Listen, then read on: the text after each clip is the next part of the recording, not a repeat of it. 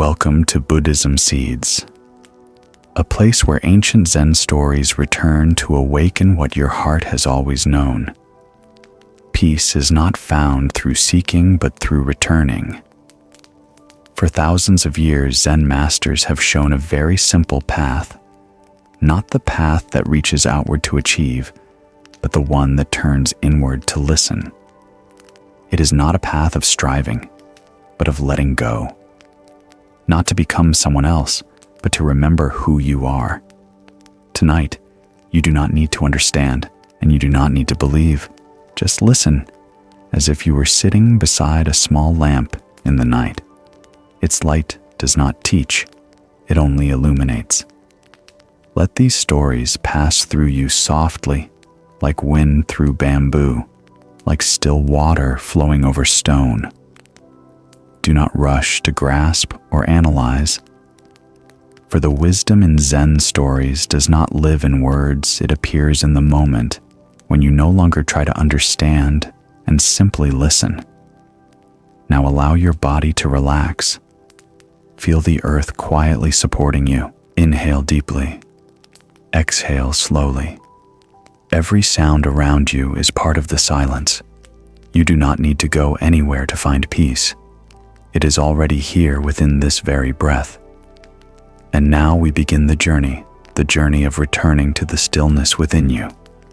Evening descended upon a small village.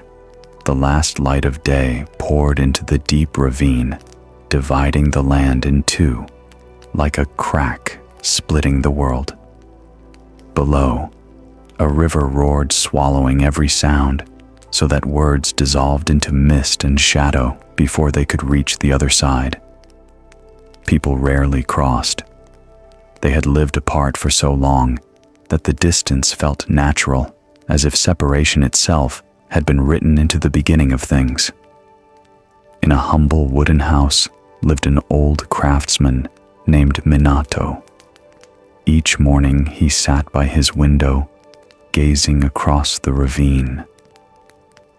When the early light shimmered on the water, he saw his reflection trembling, half on this side, half fading into the other. His days were simple, chopping wood, mending roofs, building fences for his neighbors. But lately, something within him had begun to stir, a faint calling from a depth he could not name. At night, Minato often dreamed of a band of light connecting both sides. It was gentle yet strong, like silk drifting above the current. He would wake in the dark, look into the night beyond his window, and wonder, can a person ever cross the distances they've accepted as destiny? From that dream, something began to change, not in the ravine outside, but within his own heart. Minato was not wealthy. He had only his rough hands, a few old planks of wood, and the quiet faith that the light he'd seen was no illusion. One winter morning, while the fog still lay thick as smoke, he carried the first plank to the edge of the ravine. The wood was damp and cold. Mist clung to his hands, but his eyes shone like a small flame in the dark. Villagers laughed when they saw him. "What are you doing with those boards? Building a bridge." Useless. The ravine is too deep, no one could span it. Minato smiled and replied softly, "I don't know if I can finish it, but if no one begins, this ravine will last forever." Their laughter faded into the wind, but the sound of his hammer echoed on, steady, rhythmic, like the breath of time itself. When rain came, he covered the wood with his coat. When wind rose, he waited in silence until the storm passed, then continued again. No one helped him, but he held no resentment. He understood people weren't afraid of the ravine. They were afraid of disappointment. One afternoon, a boy named Haru brought him a bowl of warm rice. Watching the old man work, he asked shyly, "Why do you do this? If no one ever crosses, isn't it all in vain?" Minato looked down at the raging water below and said gently, "Do you see that river? It never stops flowing, even though it doesn't know where it will end. This bridge is the same. I don't build it to cross today. I build it so that someday someone won't have to wait on the edge like I did." Haru was silent for a long time. The wind carried the scent of wet stone and mist. He looked at Minato's cracked hands at the half-built bridge and suddenly understood the old man wasn't just building a bridge. He was keeping faith alive among people. In the fading light, the hammer struck again. Each blow was like the pulse of a silent prayer, not sent to heaven, but into the human heart that some distances could be bridged if only one heart was patient enough. Seasons turned. Rain came, then sun, and the bridge grew plank by plank, stretching slowly across the foggy void. No one laughed anymore, but few believed. They would stop, look, and shake their heads. One man asked with half pity, half curiosity, "Are you sure you'll finish it before you grow too old?" Minato replied quietly, "I don't wait for completion to feel at peace. Each strike of the hammer is a breath." He never preached philosophy, but his work was meditation. In every motion, there was no haste and no hesitation, only complete attention. His sweat merged with the wind, his hammer with the river's song, and in that sound, his heart grew still. He once heard a monk say, "Action in stillness is the union of body and mind." Now he understood. Meditation wasn't only in the hall. It lived in labor, in fatigue, in being fully present with each moment. Below the water still thundered, but within him, the wind and the river became a voiceless chant. Years later, Haru, now grown, returned. He looked at the bridge stretching halfway across the gap and asked, "What if it breaks before it's done?" Minato raised his calm, bright eyes. "Then I'll begin again, like a monk returning to his breath after falling. No effort is wasted if it frees the heart from fear." His words were not theory, they were life hammered into truth. Where others saw failure, he saw training. In every crack, perseverance. In every fallen plank, impermanence. And in the space between the bridge itself became a lesson in interconnection. No beam could stand alone, just as no person exists apart from others. The bridge gradually united the two sides, but what truly joined first was faith between hearts. A year passed. That summer storms raged for weeks. The river rose furious and brown, threatening to swallow everything. Roads collapsed. Food supplies from the far side were cut off. Fear spread through the village, but in the midst of the storm, Minato stood by the unfinished bridge tying the last ropes, rain slashing his face, his soaked clothes clinging to his frame. Haru shouted through the wind, "Come back." "It's too dangerous." Minato answered calm, "Even within the storm, if I leave now, this bridge will never shine." Lightning tore across the sky. Winds screamed. Yet when the storm passed, the bridge still stood its wet wood and worn ropes intact, like the steady breath of humanity facing impermanence. That night, the moon emerged through the clouds. Its reflection formed a glowing path of light across the water, just like the vision from Minato's dream. The villagers stood silently at the edge, knowing without words that the dream had become real. At dawn, they began to cross. Their first steps trembled, but soon grew steady. Each creak of wood was like a heartbeat, a living proof of faith reborn. Haru followed last, placing his hand on the wet rail, tears falling. He didn't just see a bridge, he saw thousands of breaths, countless hammer strikes, and a persistence that had never once given up. A woman whispered, "He did what no one believed possible." Another replied, "It wasn't he who did it. It was the faith within him." Minato heard and smiled.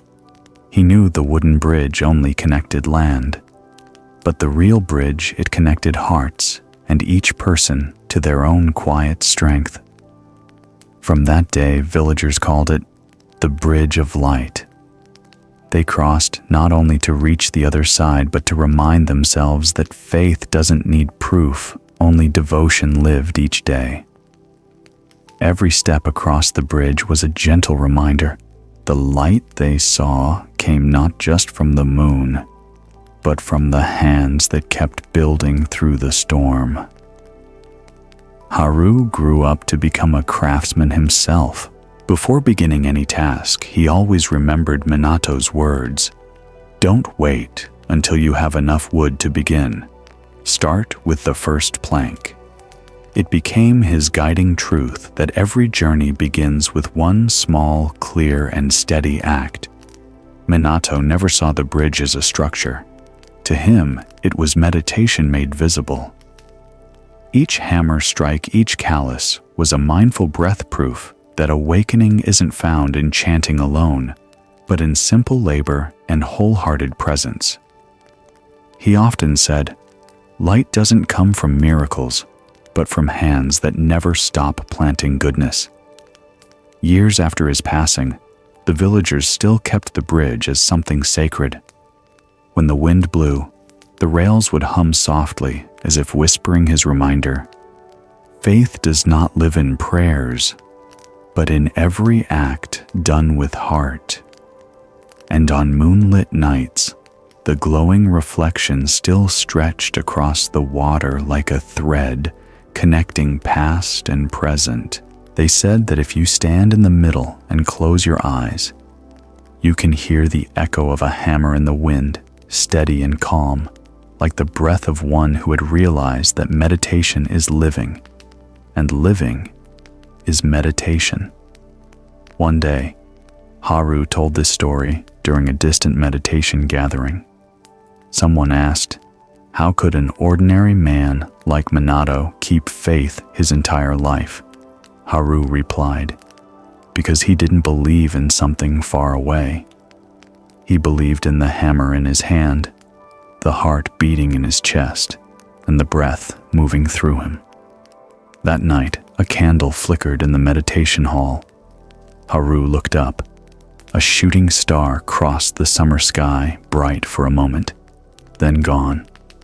He placed his palms together and whispered, "Perhaps that same light has guided countless souls like Minato, and guides us still."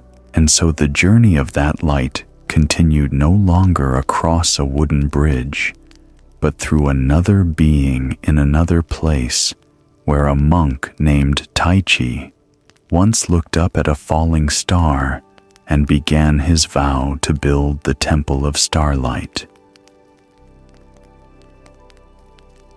That night, the sky opened like an endless mirror. In the vast stillness, a streak of light tore across the heavens, a falling star trailing a bright white glow before dissolving into emptiness. In the courtyard of Seungi Temple, beneath a moss-covered eave, the old Zen master, Taichi, stood silently watching the reflection of that light ripple across a small pond. The wind stirred the bamboo grove, insect whispered, and for a moment, every sound seemed to bow before the absolute silence of the universe.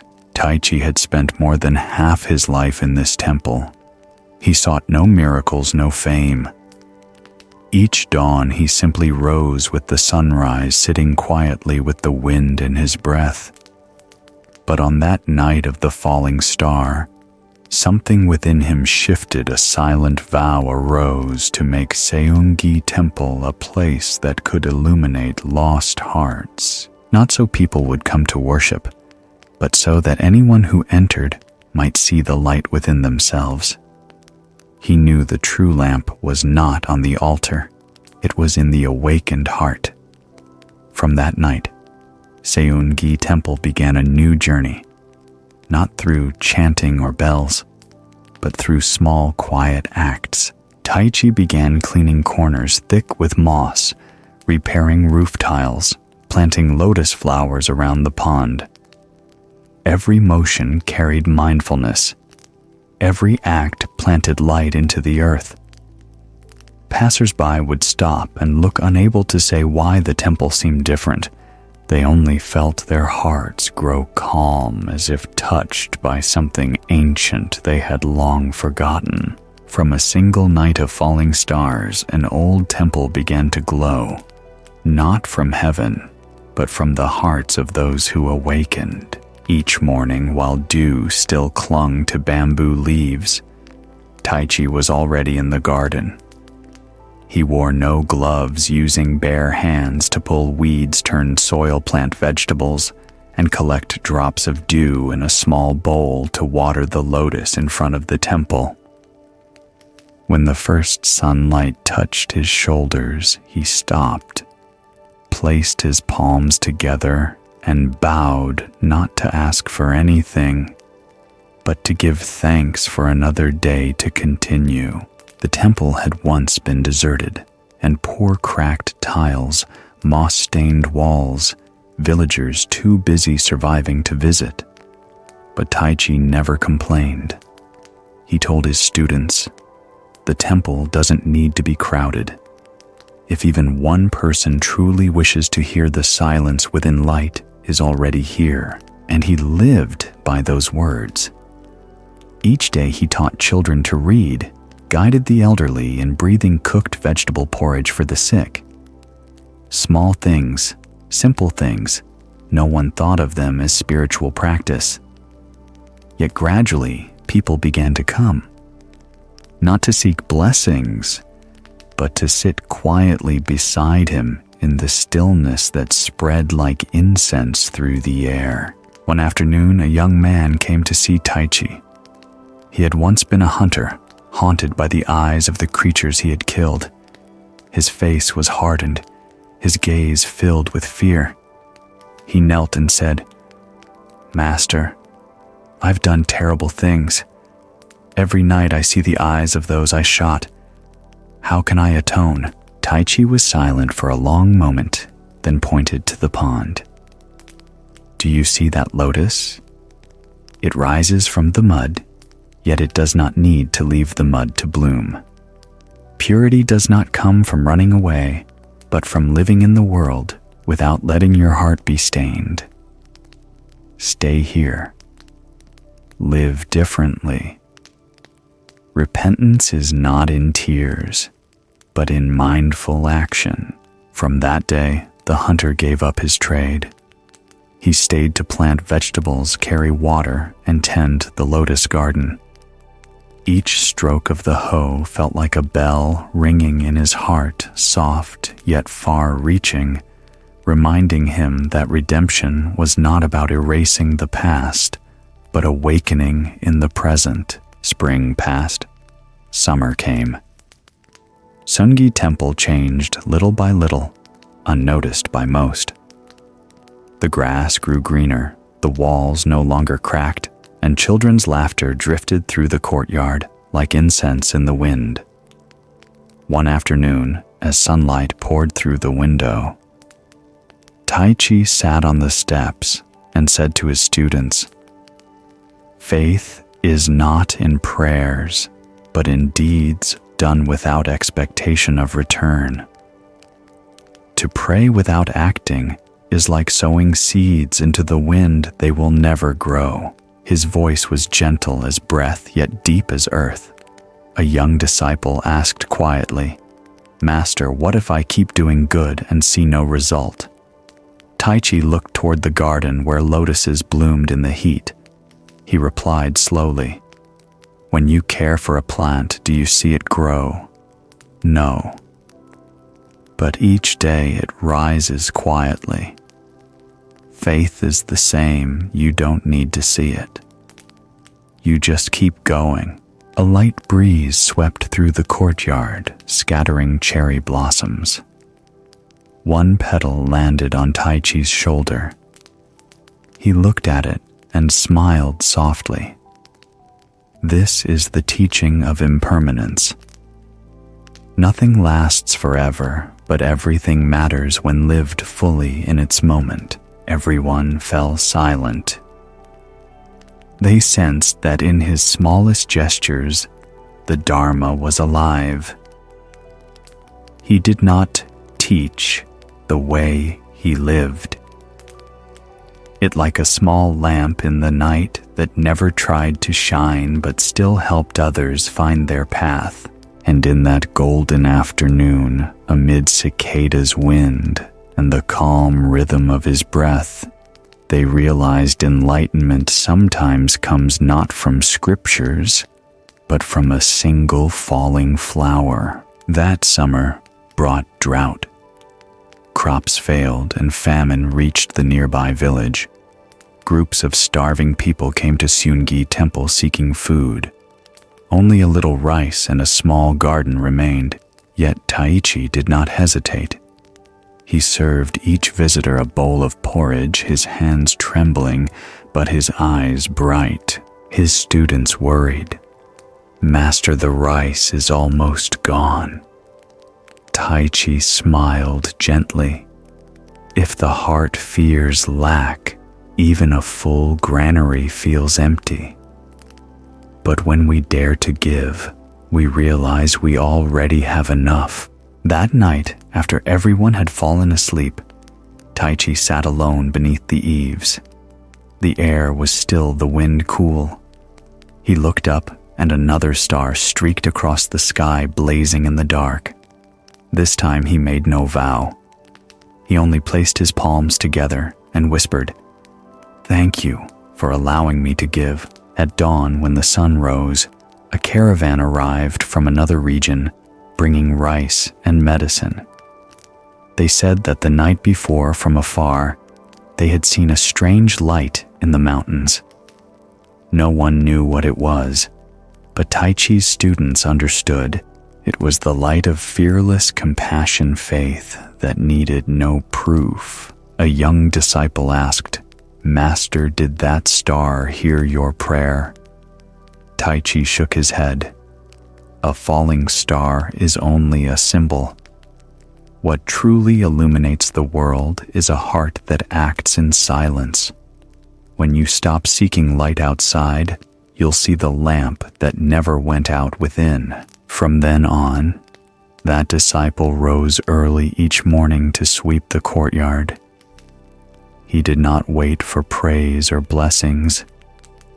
Each sweep of the broom, each speck of dust rising became a breath of meditation. He understood to clean the courtyard is to clean the mind. Years passed. The small temple came to be known as the Temple of Starlight. Not because of that falling star, but because anyone who entered found their own inner light in the silence there.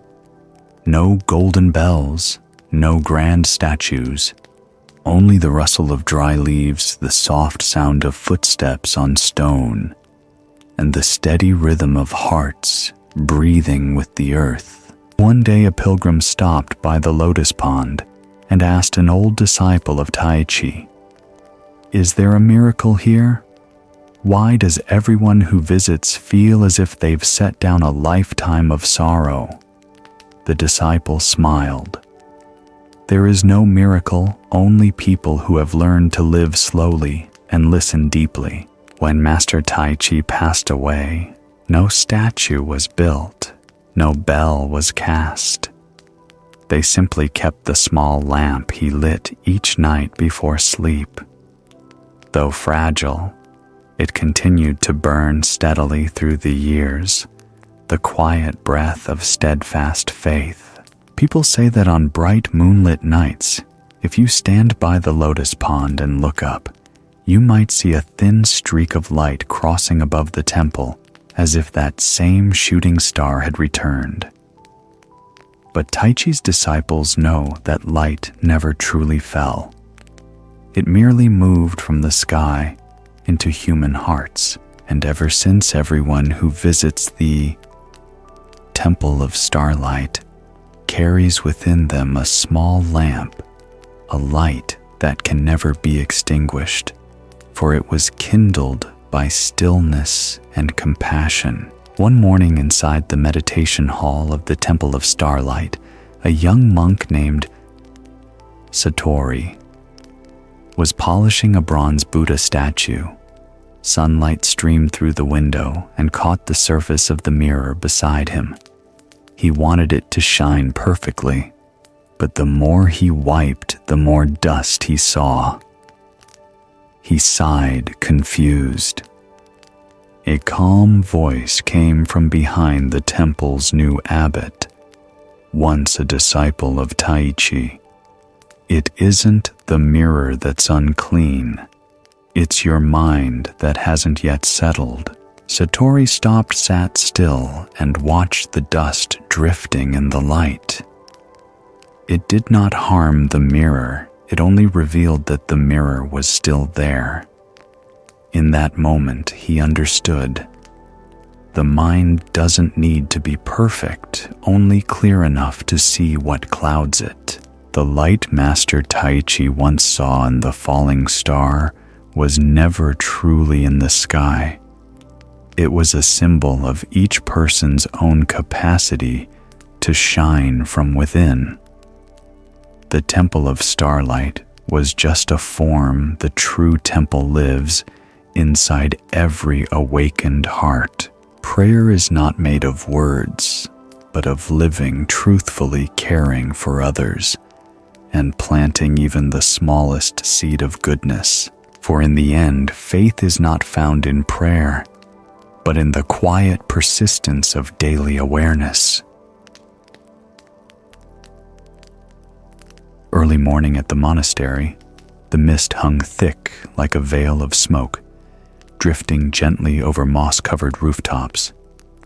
The sun's rays were still too weak to pierce the clouds, scattering only a faint silver light across the courtyard, quiet as breath. A distant bell rang its sound, gliding through the bamboo grove before fading into silence. Inside the meditation hall, the novice, Satori, bowed low as he polished the Buddha statue. His small hands moved slowly, carefully, yet in his eyes flickered a subtle restlessness.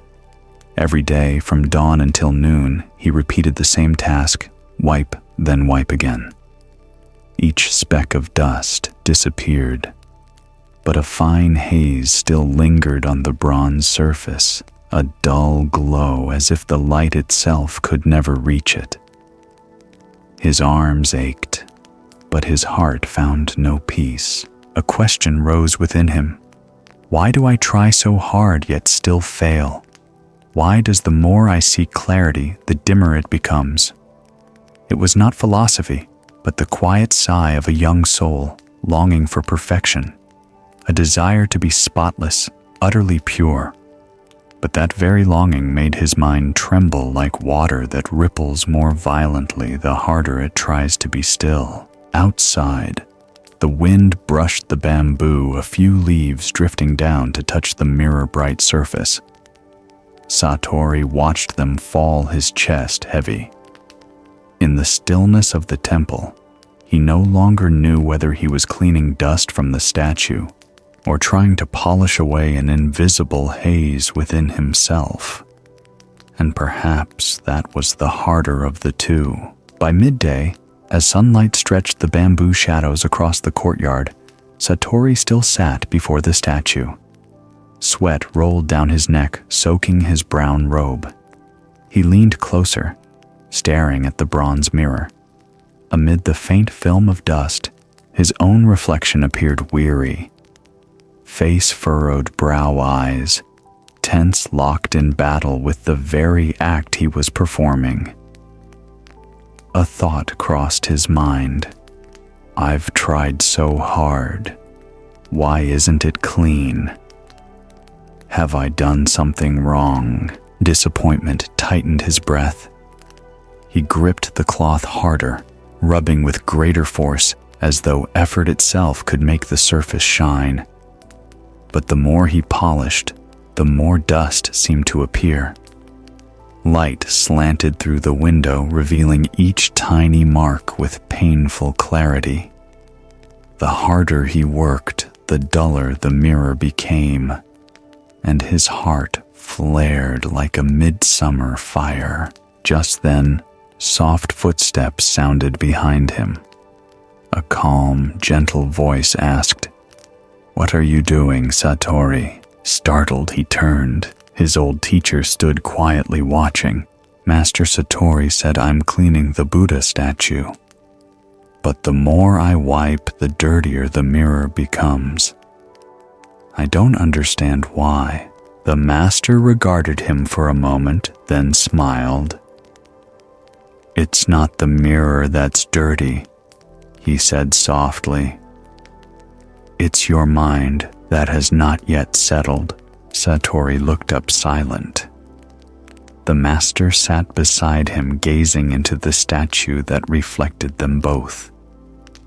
Noon light glimmered faintly on the bronze, dim yet warm. When water is unsettled, the master said, even a beautiful reflection is distorted. When the mind is restless, even good deeds become tangled. The harder you try to make the mirror shine, the more you stir the dust within. Let it rest, and you'll see the mirror has been bright all along. His words were like a breeze over a still pond, calming ripples without effort. In that moment, Satori felt his hands relax, his breath slow, and something within him grow quiet. He still held the cloth, but he no longer forced it.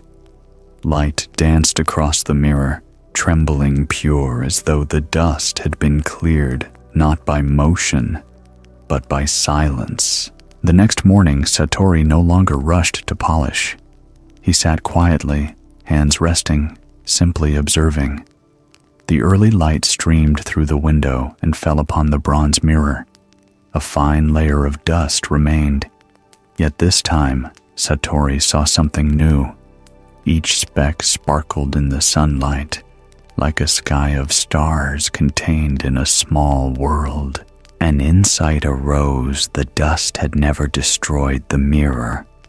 It only revealed light in another way.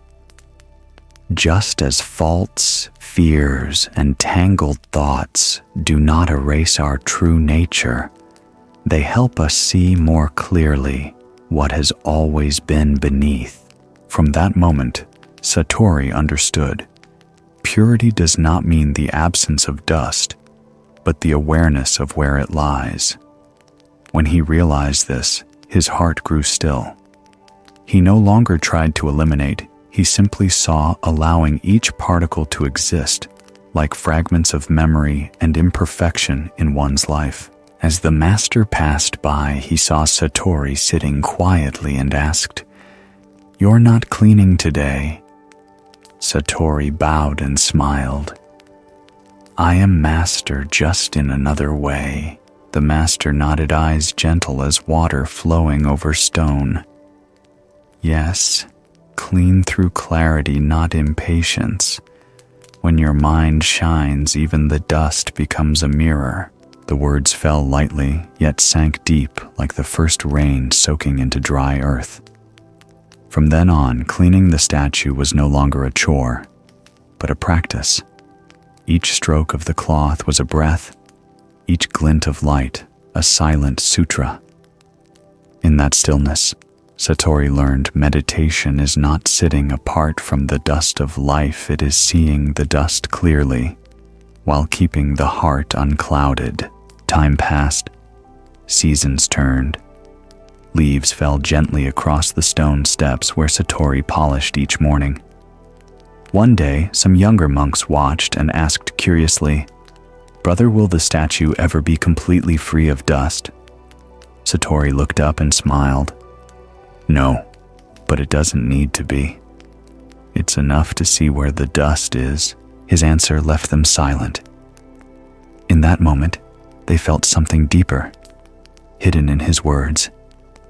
The lesson Satori had lived himself. We don't need a perfect mind, only one still enough to see.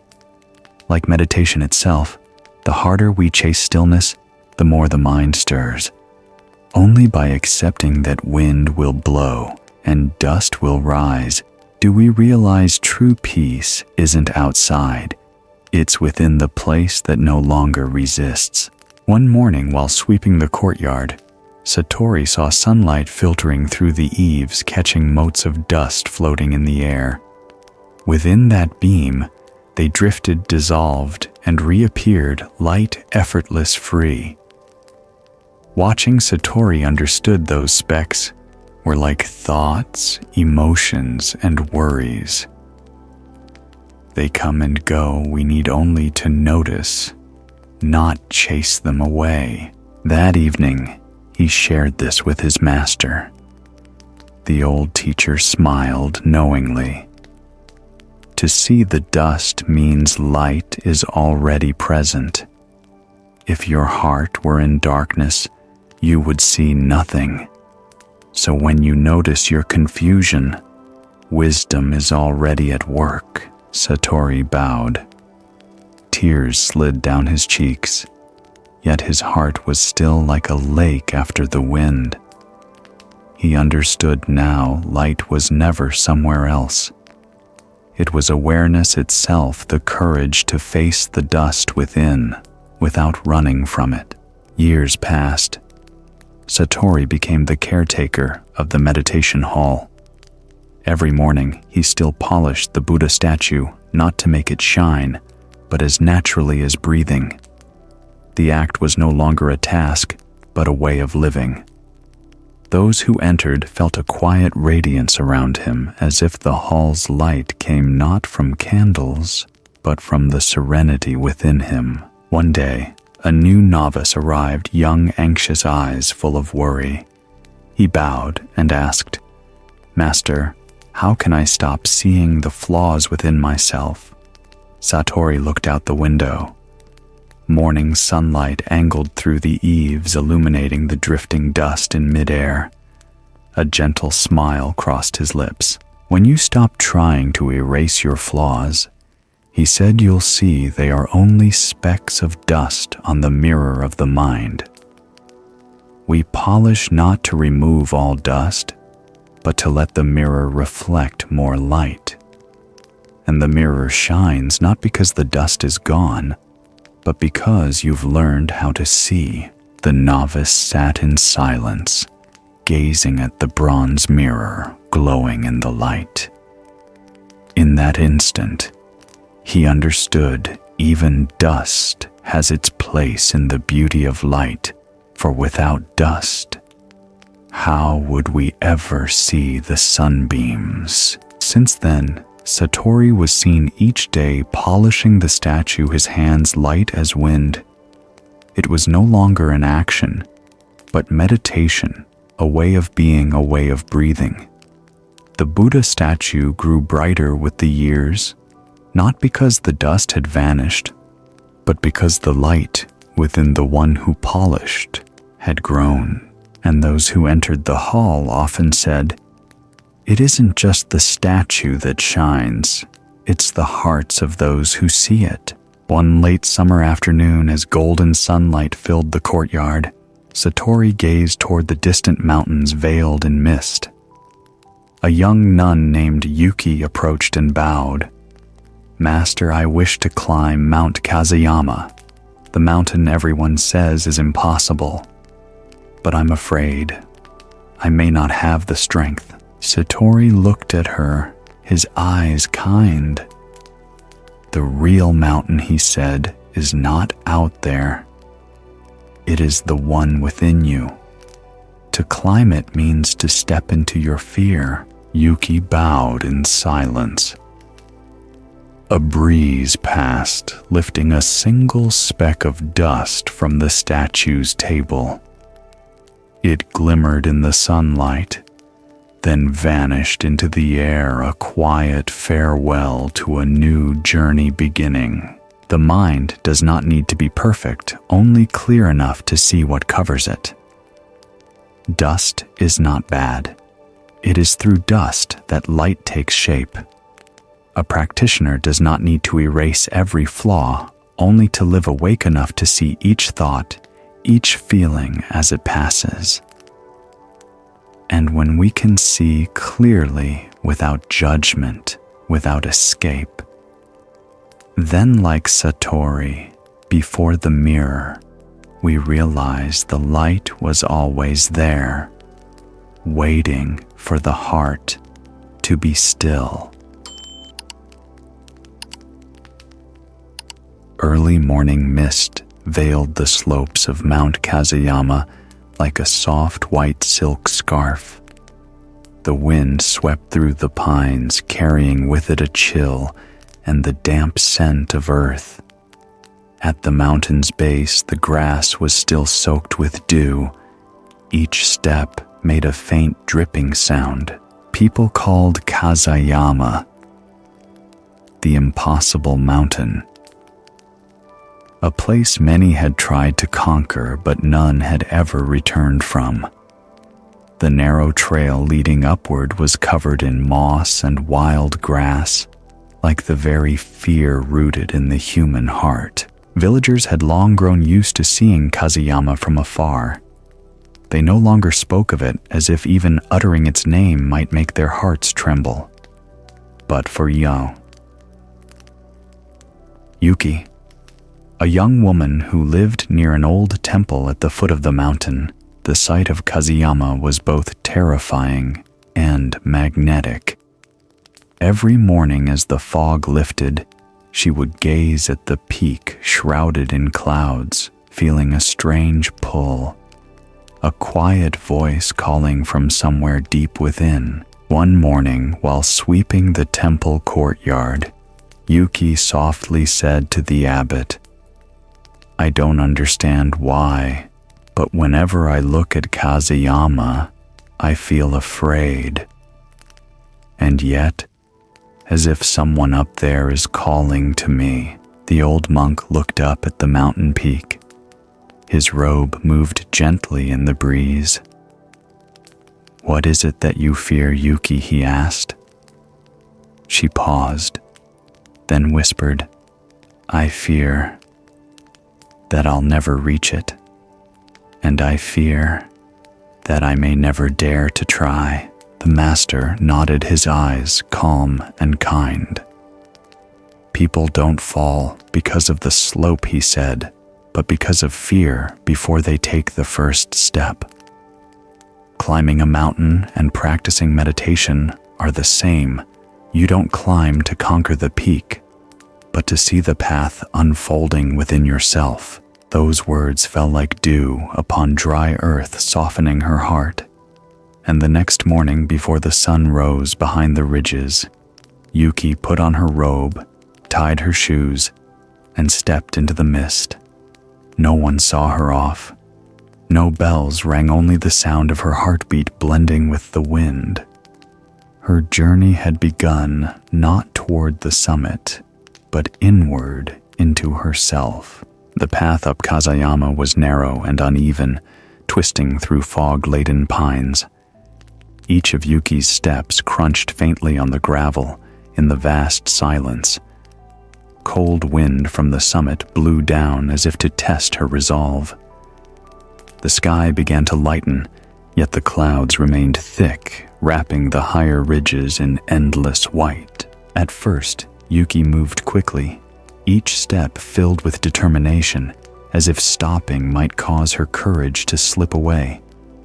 But as she climbed higher, the wind grew stronger, the ground more slippery, and her breath heavier. Sweat mixed with mist falling on the cold grass.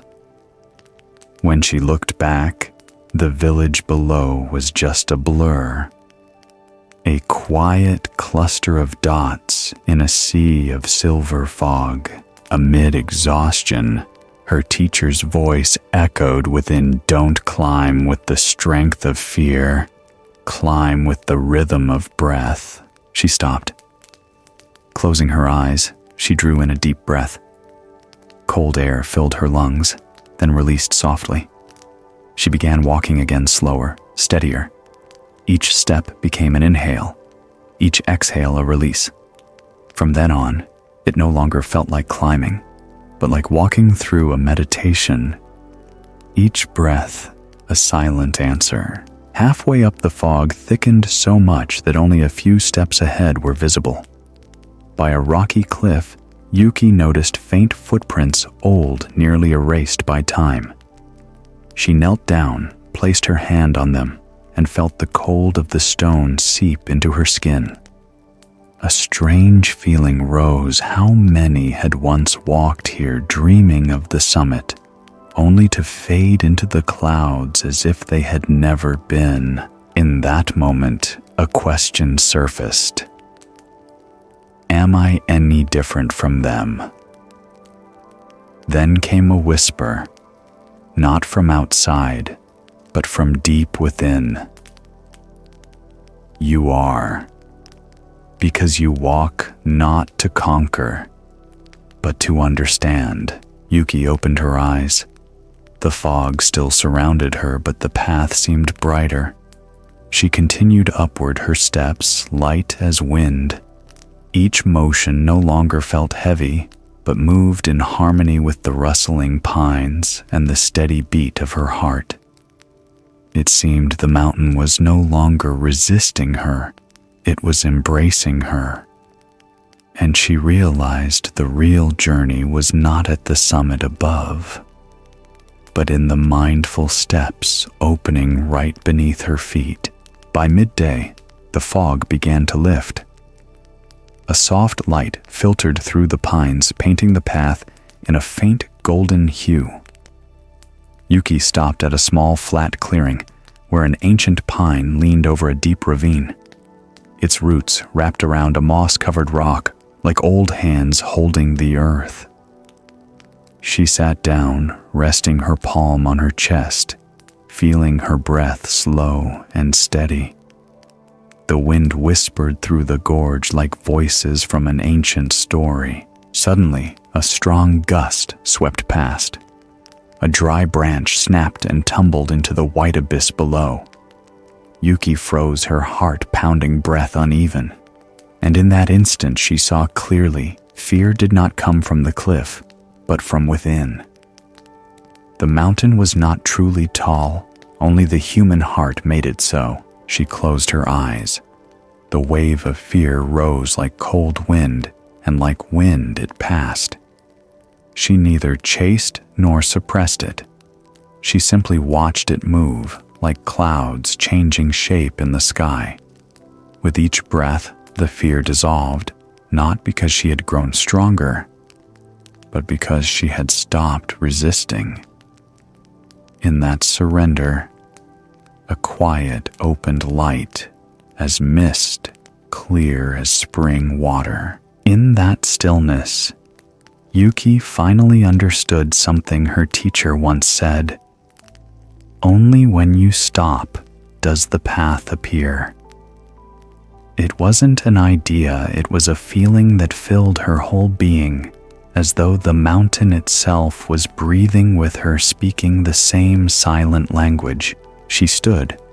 The wind still blew, but now it felt like a friend. Every stone beneath her, every leaf trembling, every breath familiar. Yuki continued upward, no longer separate from the mountain. Everything became one, a silent motion, a wordless sutra only those living within it could hear. By evening, the sun's final light spread thin across the clouds, tinting Kazuyama's peak in pale gold.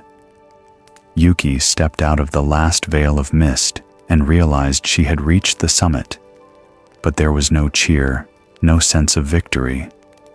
Only wind and a stillness so deep she could hear her own heartbeat. At the top of Kazuyama, there were no flags, no footprints. The mountain simply was, as it had always been. She sat upon a flat stone, gazing outward, then inward. clouds drifted below her feet. The wind brushed her hair. Her heart was quieter than ever. All struggle melted away like morning mist. And in that moment, she saw the truth throughout the journey. She hadn't been climbing the mountain, she had been climbing her fear. The mountain was only a mirror, the climb a path home. Yuki smiled faintly, tears falling not from exhaustion, but from release. She felt small, yet no longer alone, fragile, yet no longer weak. The mountain remained timeless as ever, but the one who climbed it had changed. When she descended, twilight had turned the valley violet. At the foot of the slope, a young shepherd looked up curiously. "Did you really reach the top?" "What's up there?" Yuki smiled, her eyes still shimmering with mist. "Nothing at all," she said, and yet nothing missing. The boy looked puzzled. She added gently, "At the summit there is only yourself and the silence waiting to be heard." Her words drifted with the wind, dissolving into the dusk, like a wordless prayer.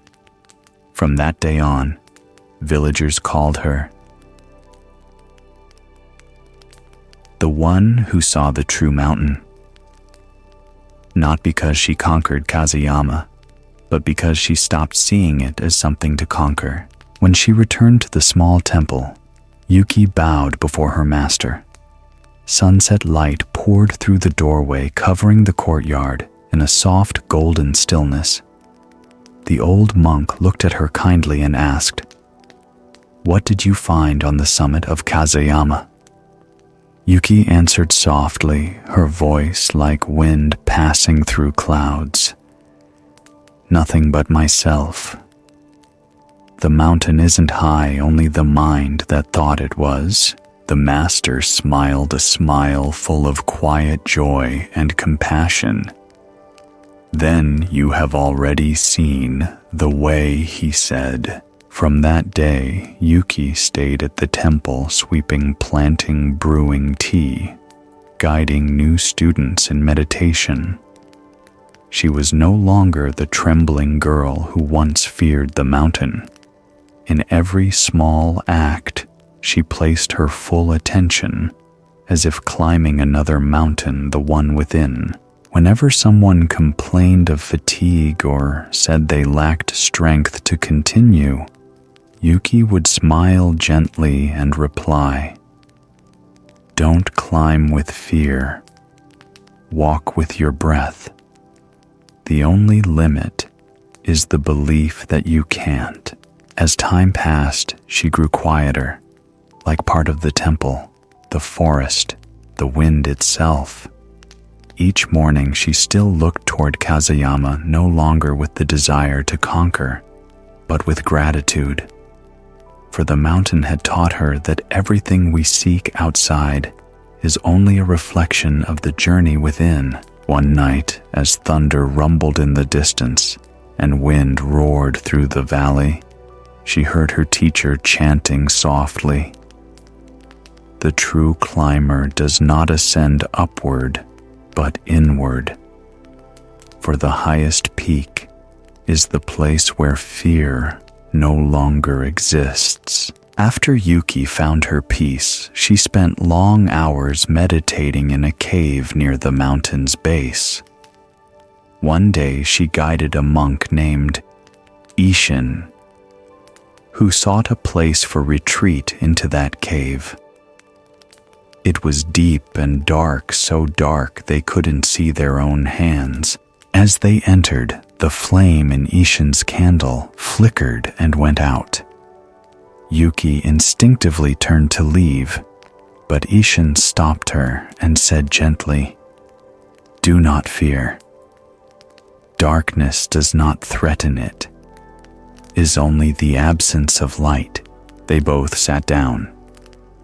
In the silence, Ishin felt his breath clearer than ever before. After a while, he struck a match and relit the candle. The faint light filled the cave, He looked around and said quietly, "I was never apart from this light.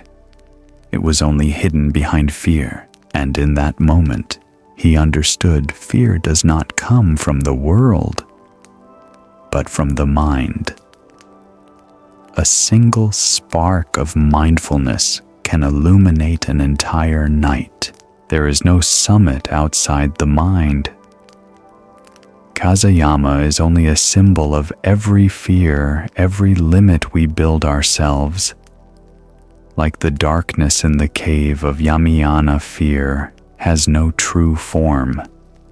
It appears only when our inner light dims, when we walk with breath step with awareness and climb with faith. We realize every mountain is just another way home to ourselves, home to the quiet that nothing can ever conquer." Late autumn cloaked the Yamayana mountains in a cold, drifting mist. The wind swept through the stone crevices carrying a low, ancient hum like the breath of something that had lived since time began. In the valley below, black cliffs shimmered with faint moonlight, and the stream was so still it seemed to be holding the sky within its surface. Zen Master Ishin had traveled through many lands, but Yamayana was where he chose to stop. It was said that deep inside the mountain lay a cavern known as the Eternal Dark, a place where light could scarcely reach. Many had entered before, only to flee in terror. They claimed the darkness there was so thick it could be heard as if it possessed a soul of its own, whispering into the ears of those who dared to intrude. But Ishin had not come to conquer, nor to prove his courage. He came simply to sit in silence, in awareness to listen to his own heart, for he knew that within every human being lies a dark cave that has never been illuminated. Before he left, a young disciple asked anxiously, "Master, darkness is frightening. Why do you wish to enter it?" Ishin looked at him, his eyes calm and kind as a still lake at night, and softly replied, "If we never dare to enter the dark, we will never know where the true light is." His words rang out through the quiet air, like a bell resonating through the mountain night. And when Ishin departed, only the sound of wind passing through the pines remained but in the young disciple's heart. Those words continued to echo brighter than the moon above Yamayana's peaks. The entrance to the cave yawned before Ishin like the mouth of a sleeping beast. He lit a small candle. Its trembling yellow light revealed layers of cold, damp stone. Each step he took merged his breath with the cave's whispering wind, his heartbeat with the sound of water dripping from the ceiling onto the rock below. Holding the candle in one hand and brushing the wall with the other, he moved slowly forward as though walking into the depths of his own mind. The farther he went, the colder it grew. The air thickened and the flame weakened. Then suddenly, a gust of wind swept through and the candle went out. The faint scent of smoke lingered on his fingers. In an instant, darkness flooded everything so dense he could no longer see his hand nor tell front from back. The whole world vanished. No rocks, no breath, only a vast, endless black. A thought flickered. Turn back. But Ishin stopped himself. He realized that what trembled was not his body, but his mind, that part of him always clinging to light so it wouldn't have to face the emptiness within. He sat down on the cold stone floor, his back against the wall. He did not resist, nor try to relight the candle. He simply breathed in and out, letting his breath merge with the rhythm of wind and water. Within the heavy silence, Ishin began to hear himself, the pulse of his heart, the soft rustle of his robe, the sound of his breath dissolving into stillness. A droplet fell into a small pool, a brief echo, then silence even deeper than before. In that silence, he saw something clear as flame darkness had never harmed anyone. It was merely the absence of light, and fear nothing more than the echo of the mind when the outer light goes out. In that vast darkness, Ishin smiled. He no longer sought to relight the flame, nor to push away the night. He simply sat back to the wall, hands on his knees, and meditated. No goal, no expectation, only breath. With each inhale, he noticed fear arise. With each exhale, he smiled gently at it. Gradually, tension melted away like ripples fading from a lake once the wind has passed. He remembered a line from the sutras. When you know you are afraid, the light has already begun to appear. For true light does not come from a lamp, it comes from awareness itself. And Ishin realized he had never been alone. That awareness was the quiet candle still burning within. Moment by moment, the darkness around him began to change. It no longer felt thick or hostile, but soft, like a great fabric drifting in space. He felt as though even the darkness was breathing, embracing him not as an enemy, but as part of the same stillness. A strange beauty emerged, the beauty of absolute silence. With no shape, no light to cling to, Ishin saw his mind clearly bare yet pure. In that invisible space, everything seemed reborn. Sound, breath, even the darkness itself grew gentle. Then a thought arose quiet as an echo. Light and dark have never been separate. It is only the mind that chooses which side to see. He folded his hands and softly recited the Buddha's name. His breath deepened steady as the mountain itself, and deep within the cave, a faint radiance began to spread, not from fire, but from understanding. It was the light of awareness, the light that appears only when fear dissolves. Then Ishin understood, fear does not come from what is seen, but from the mind that imagines threat where none exists. After a long time, he opened his eyes.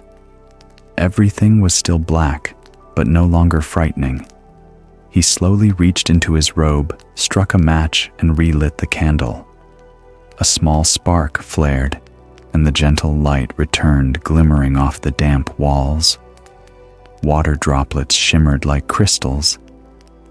The cave glowed softly, yet strangely. He did not feel any lighter than before, because in the moment of darkness, he had already found the real light, the one that doesn't depend on a flame, but shines from within awareness itself. He smiled to himself and thought, if the lamp had never gone out, how would I have known that something within me still glows? The thought echoed in his heart like a sutra. Ishin stood and looked around. The cave no longer felt like a prison, but like a silent friend. He felt the stones breathing with him, the droplets whispering, "There is nothing to fear in the night when the flame in your heart still burns." Each of his footsteps rang softly, blending with the sounds of mountain earth and wind, a wordless hymn of meditation. When he emerged from the cave, the mountain wind bent the candle's flame, but did not extinguish it. The young disciple waited anxiously at the entrance. Seeing his teacher safe, his eyes brightened with relief. "Master," he asked, "did you find anything in there?" Ishin smiled gently. "No," he said, "I found nothing at all. But I realized I had never lost anything. Light never leaves us. We only forget it when we are afraid." The disciple said nothing, watching the candle still burn despite the wind. Ishin continued, his voice deep and warm like the mountain air. "My child, the darkness of life has never been our enemy. Only when we forget to breathe, forget to look, forget that the light already lives in the heart, only then does the world seem black. But when you keep that inner flame alive, even in the deepest night, you will never be lost." The wind passed, casting their shadows upon the stone wall, a candle, a smile, and a light that could not be extinguished. That evening, Ishin returned to the temple in silence. He placed the candle on an old wooden table. Its flame flickered softly, painting the walls in golden light. He sat watching it for a long time, the flame swaying, then steadying, reflected in eyes now serene, after a night in the cave of Yamayana. Nothing around him had changed, the same room, the same wind through the eaves, the faint scent of incense. But within him something had changed forever. Something had gone out, fear, and something had awakened awareness.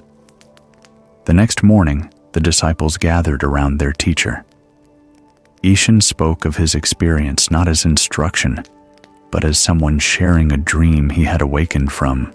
He said slowly, "Mindfulness is the small lamp that exists in everyone. When fear arises, just stop, breathe, and remember you are still here. Even one spark like this can light the whole night." The students sat in silence. One whispered, "Master, what if we cannot relight that lamp?" Ishin smiled. "That's all right. The true light has never gone out. It's only covered by the darkness of panic and forgetfulness. When you stop running, you will see it is still burning with every breath." The meditation hall grew completely still. Wind passed through the veranda carrying a faint scent of incense. Prayer beads hanging from a pillar clicked gently in the breeze. No one spoke. They simply listened to their own breathing. The only light that never fades, no matter how deep the night. That night in his meditation room, Ishin watched the candle before him. Its flame trembled slightly, breathing. He thought of a man from the southern lands, known as Hero, the keeper of light. Though no one climbed the old tower anymore, Hero lit its lamp every night through storms and solitude. One year, during a great tempest, when every home went dark in fear of lightning, he kept the flame alive until dawn. The following year, a group lost in the forest found their way home, guided by that distant glow. Ishin whispered, "There are those who keep a light not for themselves, but to remind the world that such a light still exists in us all." He blew gently. The candle went out. But in the darkness, everything still shone, for the lamp had never truly gone out within the heart. Fear is not born from the world, it arises from the mind. A single spark of mindfulness can illuminate an entire night. When we stop and breathe, darkness fades without being forced. For the true light has never left us, it only waits to be remembered. And when it is remembered, we not only light our own way, but become a lamp for others like Hero, who kept his light burning through the long storm of the world. On the slopes of Mount Takano stood an ancient tower that had endured for hundreds of years. Each night, when the village below sank into silence, a small flicker of light could still be seen at the tower's peak, like the quiet eye of time watching the ever-changing world. The keeper of that light was an old man named Hero. He had lived alone for more than 30 years. No family, no successor, only the lamp and the mountain wind for company. His work seemed so simple that people thought it pointless every evening as the shadows of sunset spread over the stone roof. Hiro would climb the worn steps of the tower, light the lamp, and keep watch until dawn. Villagers often asked, half curious, half mocking, "No one visits that tower anymore. Why bother lighting the lamp?" Hiro would smile gently and reply, "Not everyone needs to see this light, but the light still needs to be kept." Many shook their heads, saying the old man had gone mad from solitude. But Hiro did not mind. To him, keeping the lamp lit was not for anyone to admire. It was to remember that light still exists, even when no one is looking. Each night, he sat beneath the small flame, watching it tremble in the wind, feeling a strange peace. Not the peace of achievement or certainty, but the peace of being the quiet, knowing that even one small light can stand firm amid vast darkness. In those moments, Hiro no longer thought he was guarding a lamp. He was protecting something deeper, the light within the human heart, the light that never truly goes out, only waits for someone to remember and rekindle it. That winter rain fell for 3 days and nights, as if the sky itself wished to test the human spirit. On Mount Takano, wind roared through the cliffs, lightning split. The sky trees were uprooted, roof tiles rattled. At the foot of the mountain, monks huddled by a small fire, anxious as they listened to the storm. One sighed, "Hiro won't climb the tower tonight. No one would be foolish enough to light a lamp in this weather." But as night descended through thunder and pouring rain, they saw a faint glow on the tower's peak, weak but unmistakable. The lamp had been lit like an unspoken vow. On the slippery stone path, Hiro trudged upward, his coat soaked through both hands, shielding the lamp inside a glass case. Each heavy step was more than an effort against the storm. It was a meditation between fear and resolve. The wind whipped his face. Rain struck his body. Yet within the trembling light, Hiro simply breathed deeply, keeping his heart as steady as the flame he protected. When he reached the tower, he opened the door and the wind roared in. The lamp inside was nearly out of oil, its flame faint as a breath. He quickly refilled it, then draped his wet coat over the glass to block the gusts.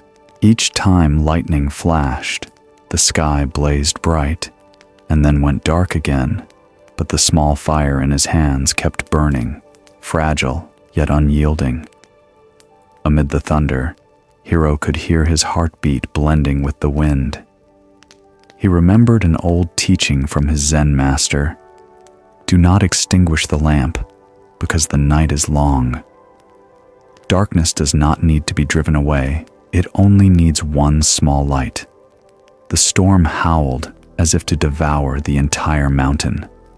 Rain lashed so hard that he could hardly open his eyes, but instead of fighting it, Hiro bowed low, sheltering the lamp, with his body breathing in and out with the storm itself. And in that labored breath, he realized something profound. The storm outside could not truly shake him. Only when his mind wavered did the real storm begin. In that instant, Hiro understood. Keeping the flame alive was not merely a task of the hands. It was the work of a soul that could remain still within chaos. When dawn came, the rain eased. The gray sky opened slightly, revealing the first light of morning. The old tower was soaked, roof cracked, moss thick on the steps, yet the lamp on the summit still burned small, trembling but steady. Hiro sat against the cold wall, his robe-drenched eyes weary, yet glowing with another kind of light, one that came not from the flame, but from within. He realized that through the long night, what he had truly preserved was not the oil fire, but an unmoving heart amid the storm. To keep a lamp in the wind was to keep one's own mind in a world of impermanence. Everyone seeks peace, he thought, but true peace does not come from avoiding storms. It comes from keeping your inner light alive even as the storm arrives. With calm breaths, Hiro saw that light was not an object. It was a state of mindfulness, the awareness of each moment. To know fear, but not be ruled by it. To know fatigue, but still choose to protect the flame. To know impermanence, but not resist it.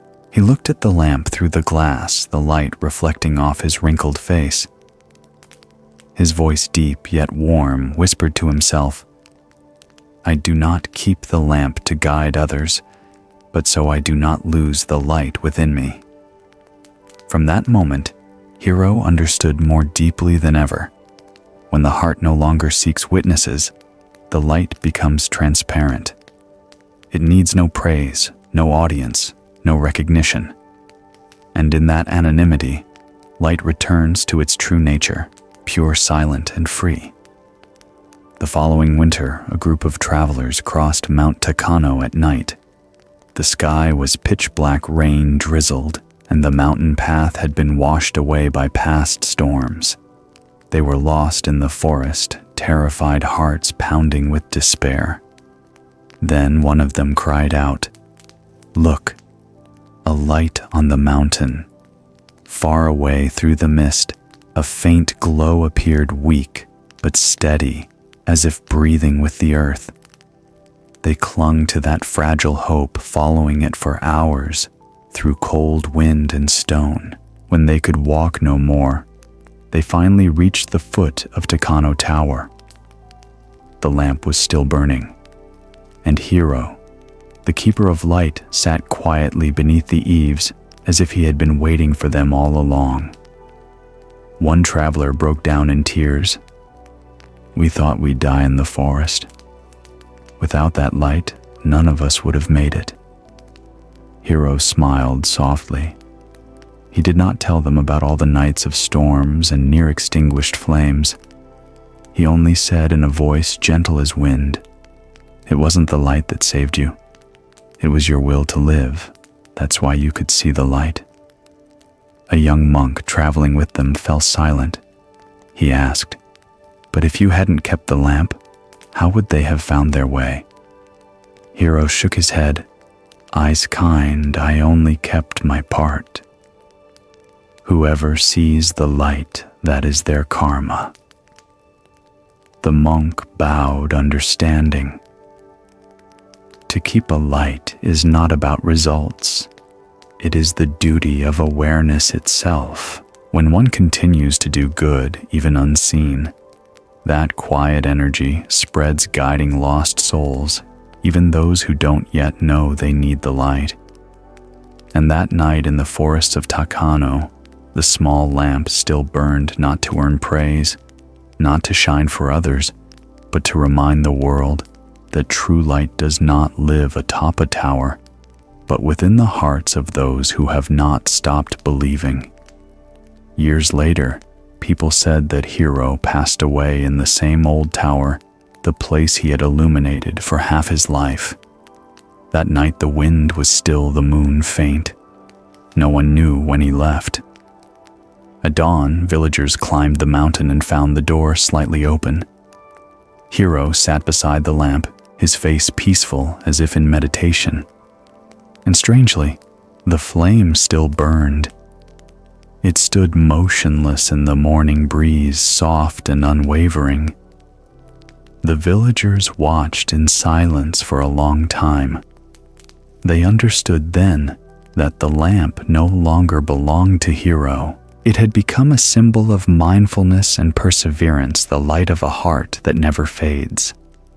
A Zen master from afar bowed before the lamp and said to his disciple, "People think he kept the lamp, but in truth, the lamp kept him." When you can maintain the light within your heart, darkness can no longer frighten you. And when you live by that light, it continues to burn in everyone you touch. The disciple listened quietly. A gentle wind passed, and the flame flickered as if in response. Since then, the light in that tower has never gone out, not because of oil or wind, but because Hiro's spirit still lives, the spirit of one who keeps a lamp, not to illuminate the world, but to remind himself never to forget the light within. Night falls. The meditation hall glows with the warm light of many small candles. Each tiny flame makes the darkness a little thinner. Yet that light, like everything in life, cannot exist without someone to tend it. A student asked softly, "Master, if no one keeps the lamp, will the light die?" The teacher replied, voice calm as breath, "The outer light may fade, but if you care for the garden within, where seeds of kindness, understanding, and compassion lie, sleeping, those very seeds will bloom into light." Then he told them about Ren, an old Zen master who lived in a barren land where nothing grew. Through patience and faith in each seed, he created a radiant garden. When asked if he feared the dry soil, he only said, "The earth isn't barren, it's just waiting to be watered." Ren once taught his disciple Mei a simple truth she never forgot. The mind is like the earth. Whatever seed you water will grow. And when Mei learned to stop fearing and resenting, the garden bloomed not only in the soil, but in her heart. For true light does not come from candles or the sun, but from the quiet faith of those who nourish life with mindfulness each day. When we keep a light, even unseen, that very light sustains the life of others and of ourselves. Because in the midst of storms, one lamp lit with mindfulness is enough for darkness to lose its power. And just as Hiro once did, when we keep the lamp bright within our hearts, we become the ones who light the way for souls lost in the long night, even if no one ever knows our name.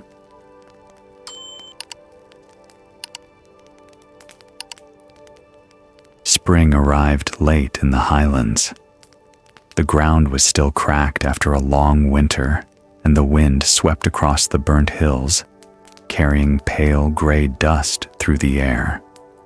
Amid this dry landscape stood a small Zen temple on a mountain slope, the home of Master Ren, whom the villagers affectionately called the monk of the earth. Each morning, people saw him behind the temple, holding a small hoe, patiently digging, weeding, and watering a patch of barren soil. The land was so dry that no one believed a single flower could ever grow there. But Ren never gave up. He believed that if he continued to care for it, the earth would eventually listen and respond. One day, a young woman named Mei arrived at the temple. She had traveled far, studied many teachings, read sutras, practiced meditation, done good deeds, yet her heart remained heavy with fear and doubt. She said softly, "Master, I've tried so hard, but inside me, there's still so much uncertainty. I can't find peace." Ren didn't answer right away. He looked at her, then handed her an old hoe. His voice was calm and kind. "Help me tend this garden. When the earth changes, you'll understand what you're seeking." Mei hesitated, staring at the hard, cracked ground before her.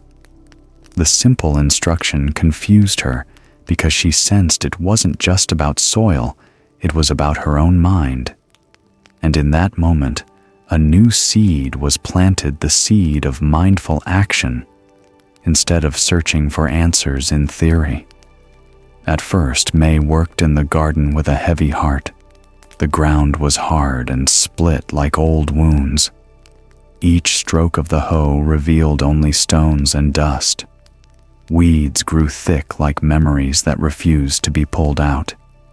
Every seed she planted lay still, lifeless, as if the earth refused to awaken. Exhausted, she wiped her sweat and sighed. Master, this soil is dead. No matter how much I water it, nothing will grow. Ren looked at her not with pity or judgment, but with the gentleness of spring wind. No soil is ever dead, he said. Only those who forget how to listen to it. He crouched down, scooped up a handful of dry dirt, and let the grains slip slowly through his fingers. The earth is dry because it's been fed only stones for too long. It hasn't been watered with faith. Your heart is the same.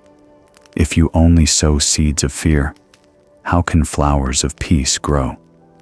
His words touched her like a drop of water sinking into cracked ground. She stood silent, realizing that this garden was a mirror of her mind, full of effort, but lacking trust and patience.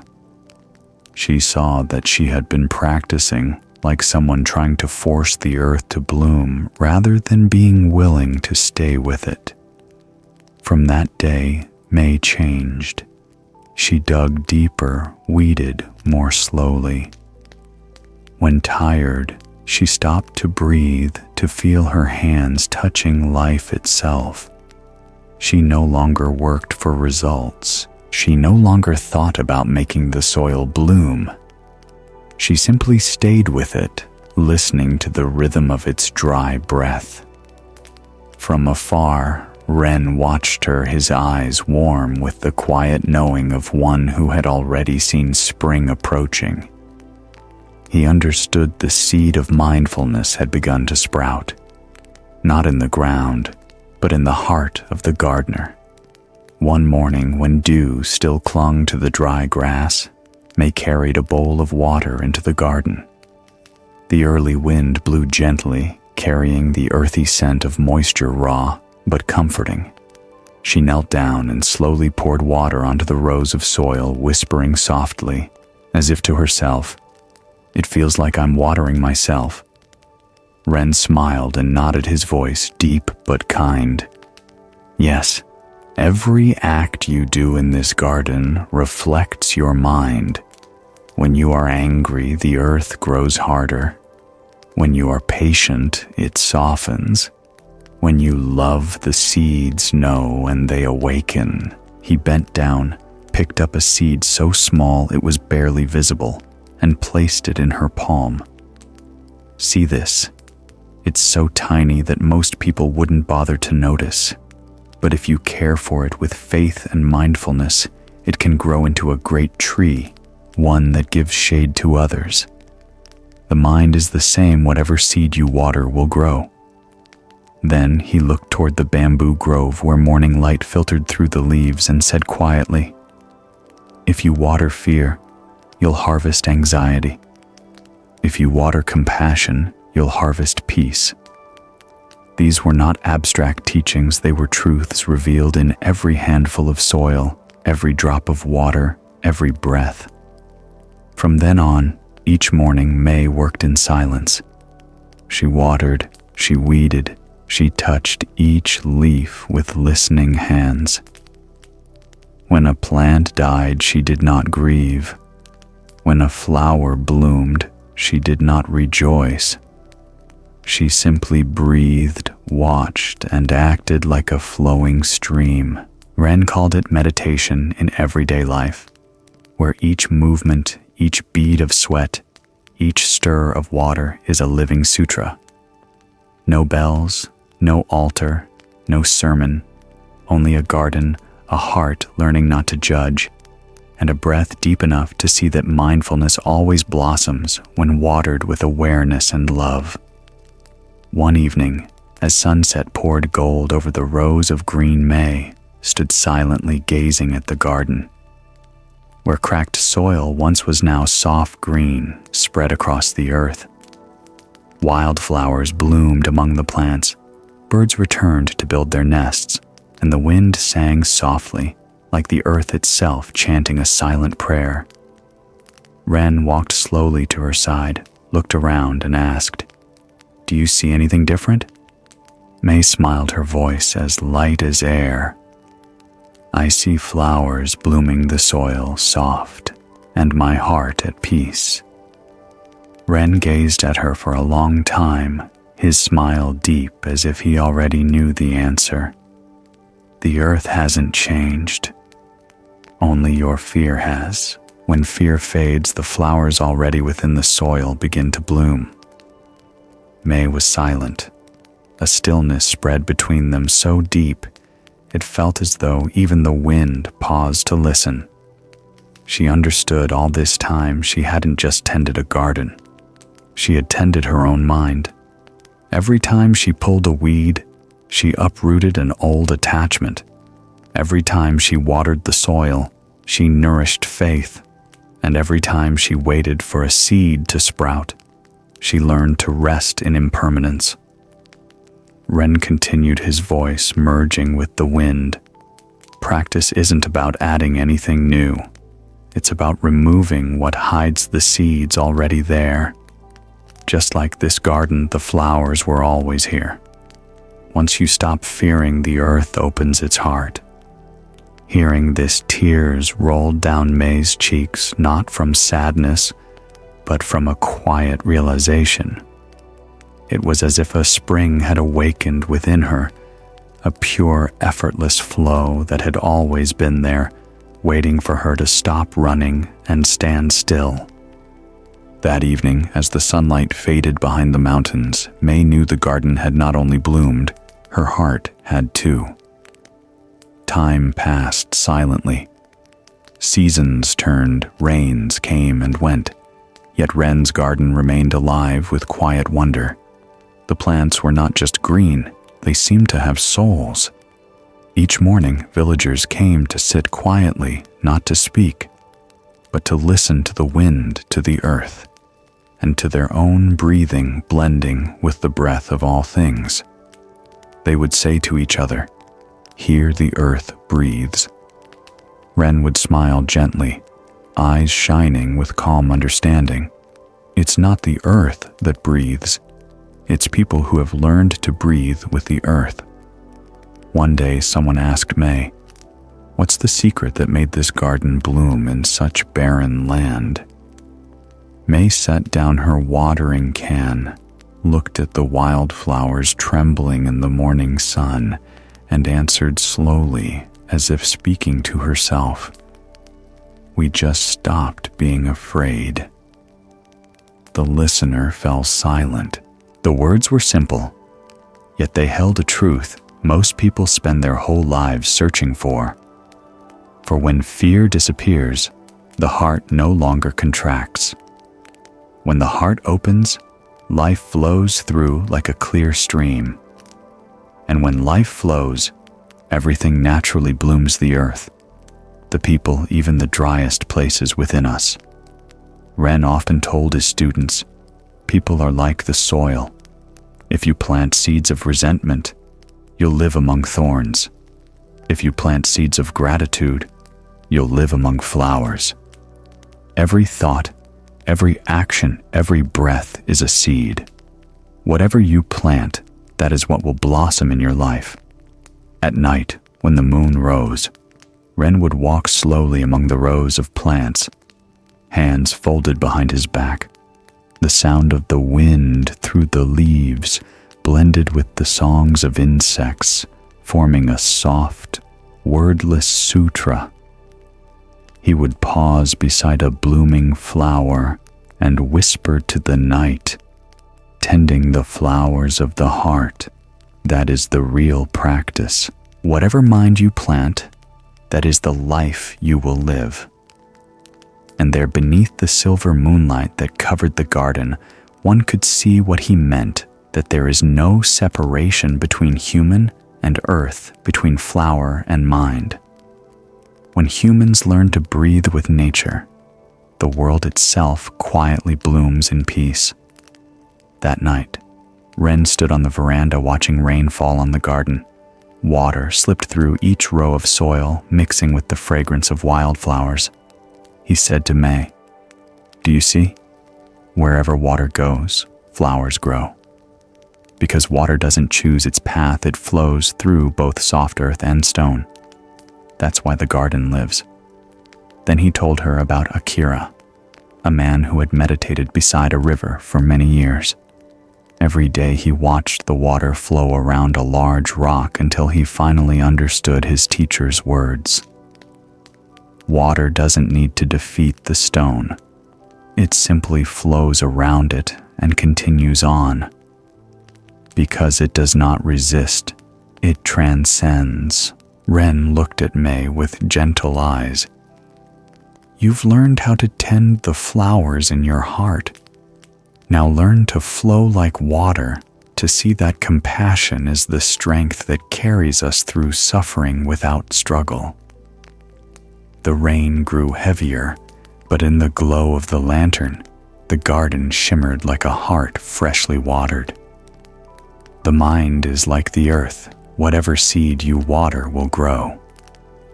When you care for your heart with mindfulness, love, and gratitude, flowers will bloom within you. And when your heart blooms, the world around you will bloom too. Keep the garden inside you moist and bright, for it is the place where seeds of kindness, understanding, and peace are born, and where you return to your own pure, original nature.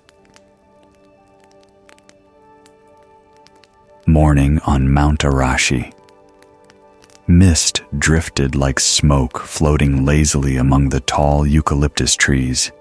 The murmur of the stream blended with the soft chime of a wind bell hanging at the temple porch, creating a gentle melody of the mountains. Beneath an ancient tree, Akira sat beside the river, a place he had visited every day for years, like a ritual of his own. The water was clear and cold, flowing endlessly around a large stone in the middle of the stream. The current wrapped around the rock as though embracing an obstacle instead of fighting it. Akira often gazed at it for a long time, yet his mind was never still. One day, he said to his teacher, "Master, I have meditated for years, yet my mind is never calm. The harder I try to hold still, the more restless I become. It's like this river. As soon as one rock blocks its way, the water bursts into waves." The master was silent. He looked at the stream, then at his disciple without a word. The water continued to sing steady and patient, as if answering the question itself. The wind stirred the leaves, and in that moment, Akira realized that even the master's silence was a teaching. Some things cannot be understood by reasoning. The mind is not restless because there are too many waves. It is restless because we keep trying to stop the flow. Water becomes truly still only when it's allowed to move, not forced, not held, not flattened. That was the path Akira was about to discover, that compassion is not weakness, but the softest form of strength, the power of water which does not resist, does not conquer, but embraces and passes through. In the sound of water flowing around stone, Akira heard himself learning to let go. Day after day, Akira continued sitting beside the river. He watched the smallest movements of the water, sometimes slow as breath, sometimes loud as wind, sometimes clear as glass, sometimes clouded by mud. He had seen this scene 1,000 times, yet each time he sat, one question returned. Why does the water always keep flowing while my mind keeps getting stuck? One morning, the sky over Mount Arashi was extraordinarily clear. Thin clouds drifted over the peaks, reflected in the shimmering water below. Akira's master approached, carrying a cup of hot tea, and placed it beside him. The two sat in silence, watching the current. Then the master asked quietly, "What do you see?" Akira watched for a long time, then said, "I see the water moving around the stone but still flowing." The master nodded, smiling. "Do you see the water fighting the stone?" Akira shook his head. No, master. It just goes around it. And why is it able to do that? Akira said nothing. The stream answered for him. The master followed the current with his eyes and said slowly, "Because water does not try to break the stone it passes through, but you, when faced with something unpleasant, try to change it. You fight the stone inside your heart, and that is why you suffer." Akira bowed his head. In the morning light, he looked at the water, embracing the rock, gentle but unyielding, and he understood the master wasn't talking about the river. The stone within him was the weight of old wounds, people he hadn't forgiven, failures he couldn't release, and the self that always needed to be right. Each time he tried to push those things away, his heart became like the water smashing against rock. The harder he struggled, the more turbulent his waves became. The master's voice blended with the sound of the stream. You don't need to move the stone. Just let the water in your heart learn to flow around it. When the heart softens, it passes through.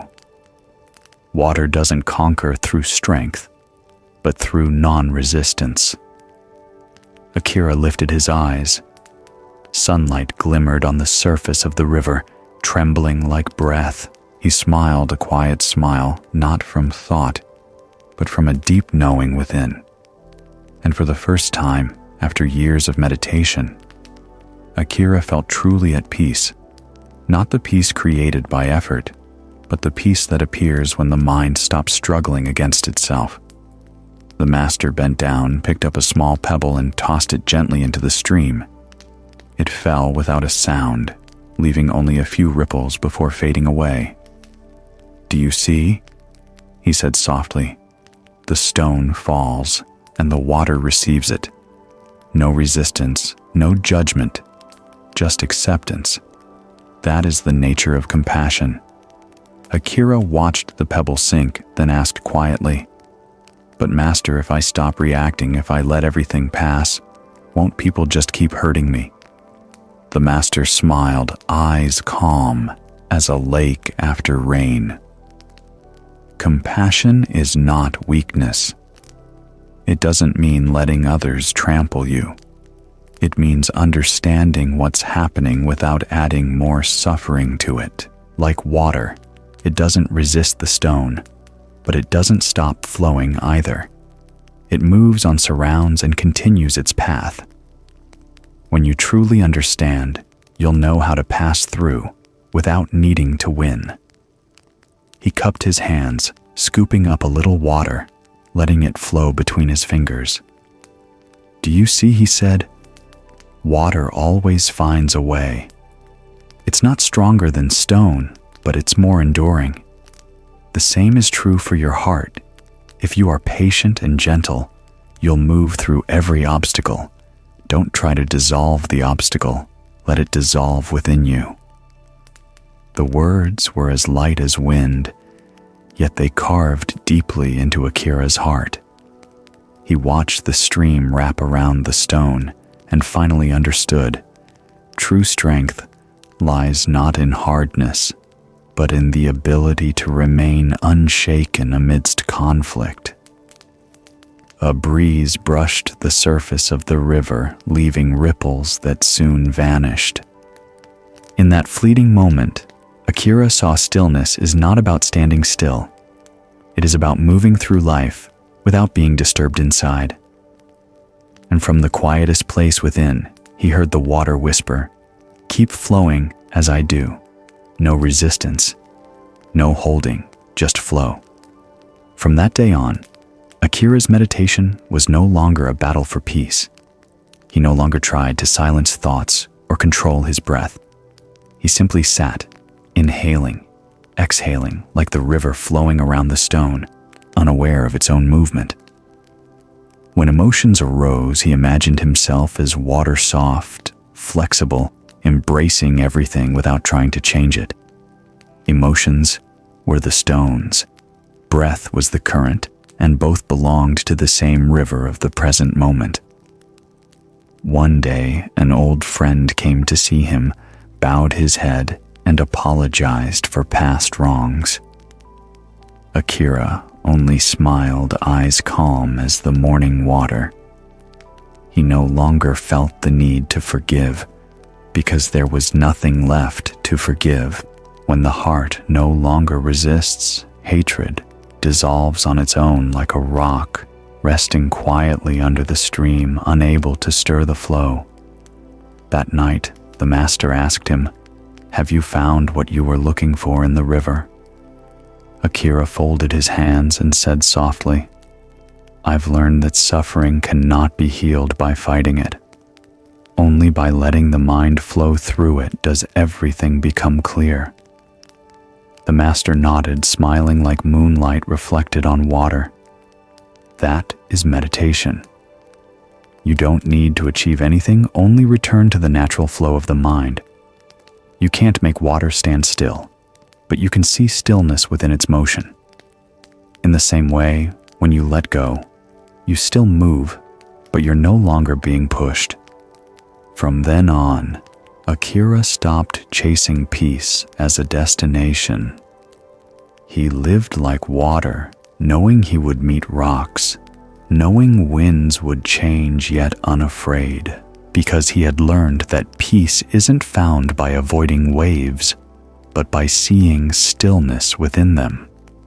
Every morning, sitting by the river, Akira listened to the water moving around the rocks, steady, rhythmic, like the breath of the earth itself. And in that sound, he knew he had learned life's greatest art, to move through without resisting. Years later, Akira became a teacher to others still struggling with restlessness. Whenever someone said, "I can't find calm," he didn't explain much. He simply led them to the same old river. The water still flowed as it always had, clear, gentle curving around silent stones.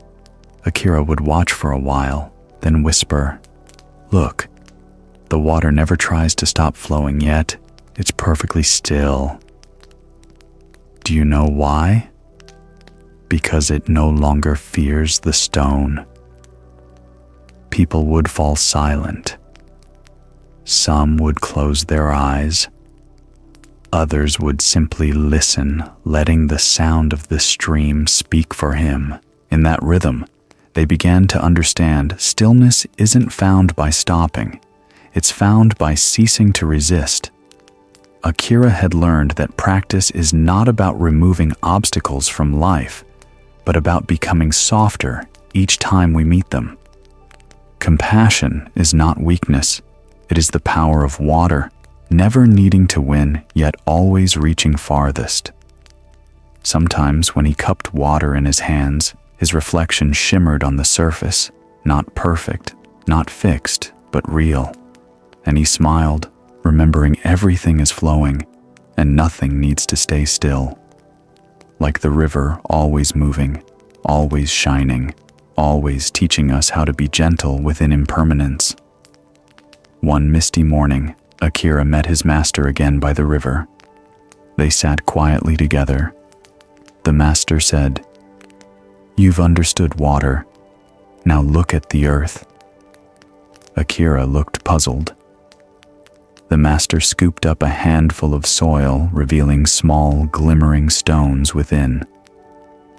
After drought, people think the land is barren, but if you dig deep, you'll find treasure underneath, he continued. Long ago, a man named Kenzo discovered a chest of gold buried in a deserted field during a drought. He shared its jewels with the villagers as a reminder that the true treasure lies within us, lost only because we forget. Akira bowed deeply. He understood after learning to flow like water, a student must also learn to rest like earth to uncover the treasures already there. The river kept flowing, but within Akira, a new journey had begun.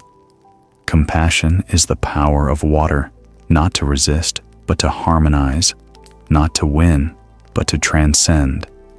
That is the way meditation transforms suffering, not through struggle, but through awareness in every moment of flow. When we become soft like water, nothing can break us. And when we see that the rocks are simply part of the river itself, we realize obstacles never block the flow, they teach us how to go deeper. After a long season of drought, the plains around the village looked like a scorched painting. The earth cracked open into deep fissures like wounds that refused to heal. Grass bowed, its brittle head leaves withered into dust, and the village wells stood dry. Each afternoon, the wind carried the sighs of those leaving, searching for places where water and hope might still remain. Only Kenzo stayed, a gray-haired farmer, quiet and steadfast. Every morning he walked to the barren fields with a hoe in hand, digging furrows into the hardened ground that others had already abandoned. Neighbors passing by shook their heads. "What are you doing, old man? This land is dead. Planting here is useless." Kenzo smiled, speaking as if to the soil itself. "I only wish to know, is the earth truly empty, or have people simply stopped believing?" They laughed and called him foolish, but Kenzo said nothing more. He kept digging, removing stones, pouring the last buckets of water from his almost dry well. He wasn't trying to grow anything. He only wanted to feel the heartbeat of the earth again, something humanity had forgotten how to listen to. That evening, when the sun dimmed and the fields glowed red, Kenzo sat down among the cracks in the ground. He closed his eyes, placed his hand on the dry soil, and waited. In the silence, he heard what no one else could, the faint breathing of the earth, weak but alive. He understood then what was dying was not the land, but people's faith in renewal.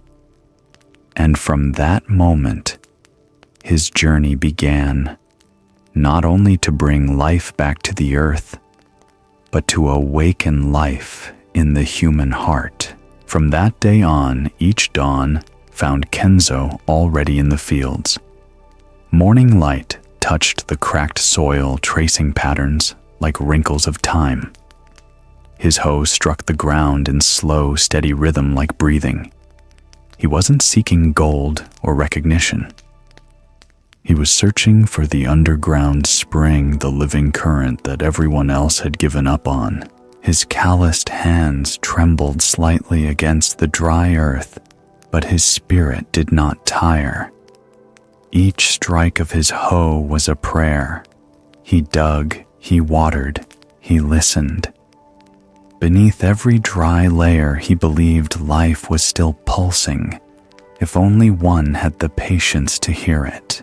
Then one morning, as the first rays of sun spread across the horizon, his hoe struck something solid. The sound was strange, deep and hollow. He knelt and brushed away the hardened soil. Beneath it lay an old wooden chest sealed tight by time. When he opened it, golden light spilled out jewels glimmering under the rising sun. Kenzo gazed for a long time, then smiled, not because of the treasure, but because he realized the true discovery was not inside the chest, it was inside himself. The jewels were reflections of something newly awakened within him: faith, perseverance, and love for the earth. He saw that even the driest land holds treasure, just as even the most suffering heart holds light, only buried beneath the dust of forgetting, waiting for someone patient enough to dig, to trust, to uncover it once more. That evening, word of Kenzo's treasure spread across the village. People rushed to the cracked field, curious, admiring, envious.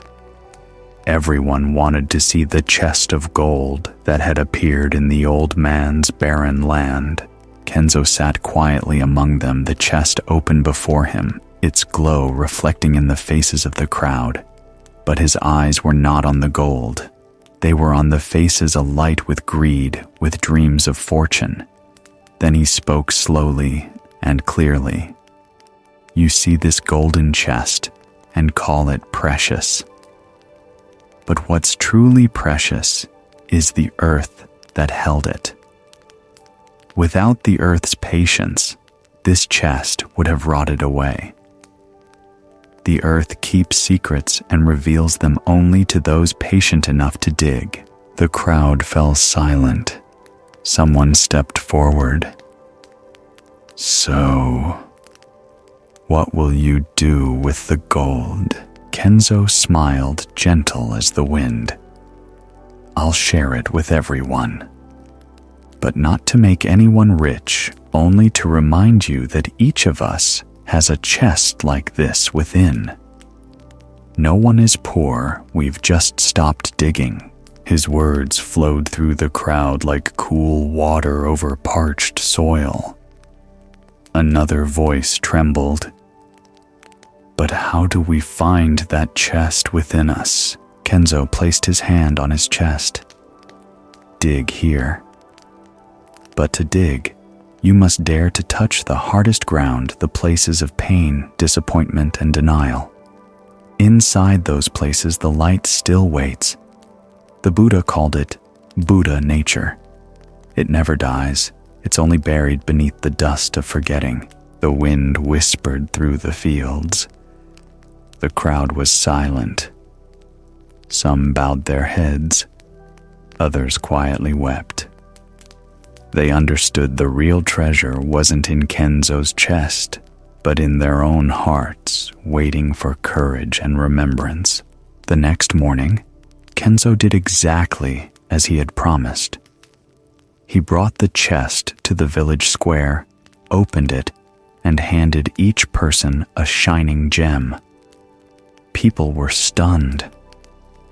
No one could understand why a man who had lived in poverty all his life would give everything away. A young man asked, unable to hide his wonder. Don't you regret it? This is real treasure. Kenzo smiled, eyes as soft as the earth after rain. If I keep it, it belongs only to me. But if I share it, its light will reflect in many hearts.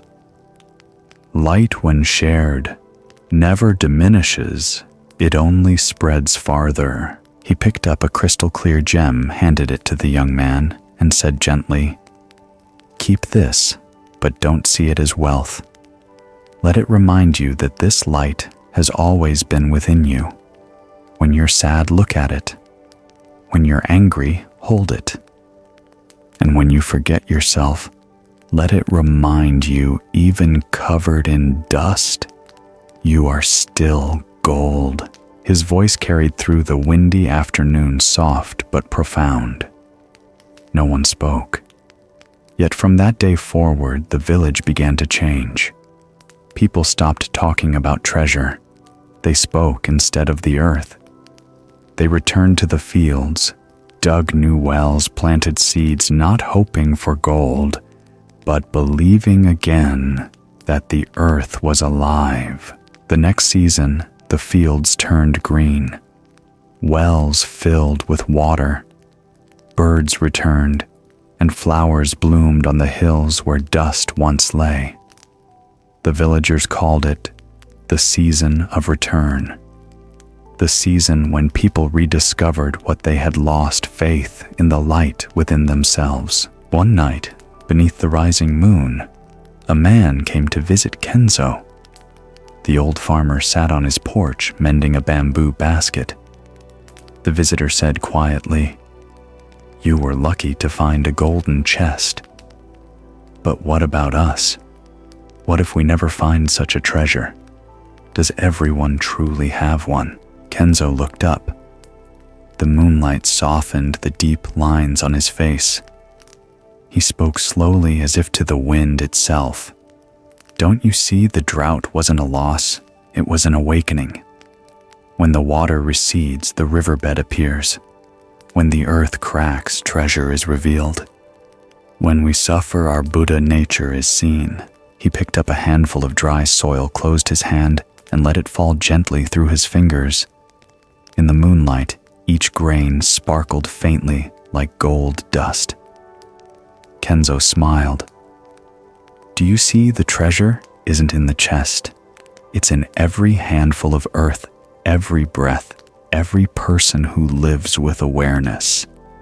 When you see that your whole life becomes an open treasure, the man sat silently staring at the ground. Moonlight spread across his face, and something stirred within him, not greed, but faith. From that night on, the villagers stopped calling it Kenzo's treasure. They called it Kenzo's teaching. The teaching that Buddha nature is never lost, only forgotten in the drought of the mind. Like a lamp in the dark, we don't need to search for light elsewhere. We only need to relight the wick within, and the darkness will fade on its own. Years later, in his old age, Kenzo often sat on his porch, listening to the wind move through the bamboo grove behind the temple. The sound was like an endless sutra. One evening, a young nun named Aya came to visit. I've been meditating for so long, she said, but my mind is still noisy. I hear the wind, the leaves, people's voices. I can't find stillness. Does this mean I lack concentration? Kenzo smiled and pointed to the forest. You hear the wind, don't you?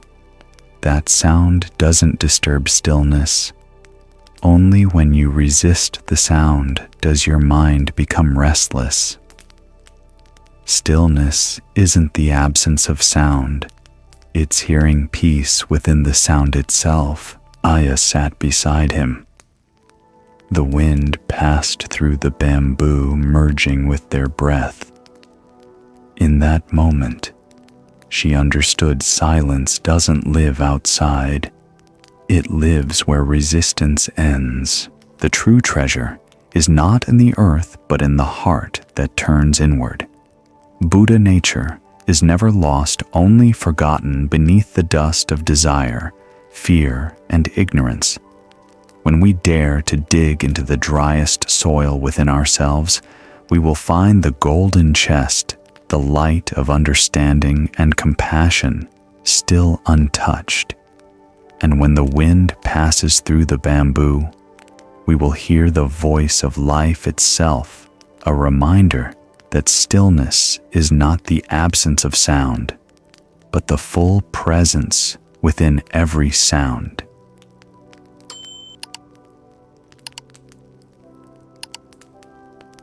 In the night, at a distant hillside monastery, there is a very particular sound. The wind slipping through the bamboo grove makes a rustle like the breath of the earth. Insects whisper in the grass, water drips from the old tile roof into a clay jar on the porch. All seems like a Zen symphony of nature. But among this harmony, one person cannot find peace. Young nun. Aya sits in the small meditation hall. The candle is nearly spent, the incense almost gone. The final golden light flickers on the wooden table as if it will extinguish. But inside her, a different flame burns brightly, unrest. Whenever she closes her eyes, the wind threads through the door, weaving with the bamboo's soft knock and brush sounds, as if someone is tapping a rhythm in her mind. She tries to keep her breath soft, hoping for silence. But the harder she tries, the louder the sounds become. She asks herself, why the longer I meditate, the noisier my mind becomes. Why, the more I try for silence, the more voices I hear. The question isn't philosophical.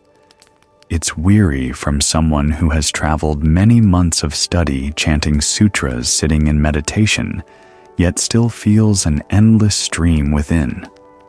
Aya doesn't understand why stillness has become so distant.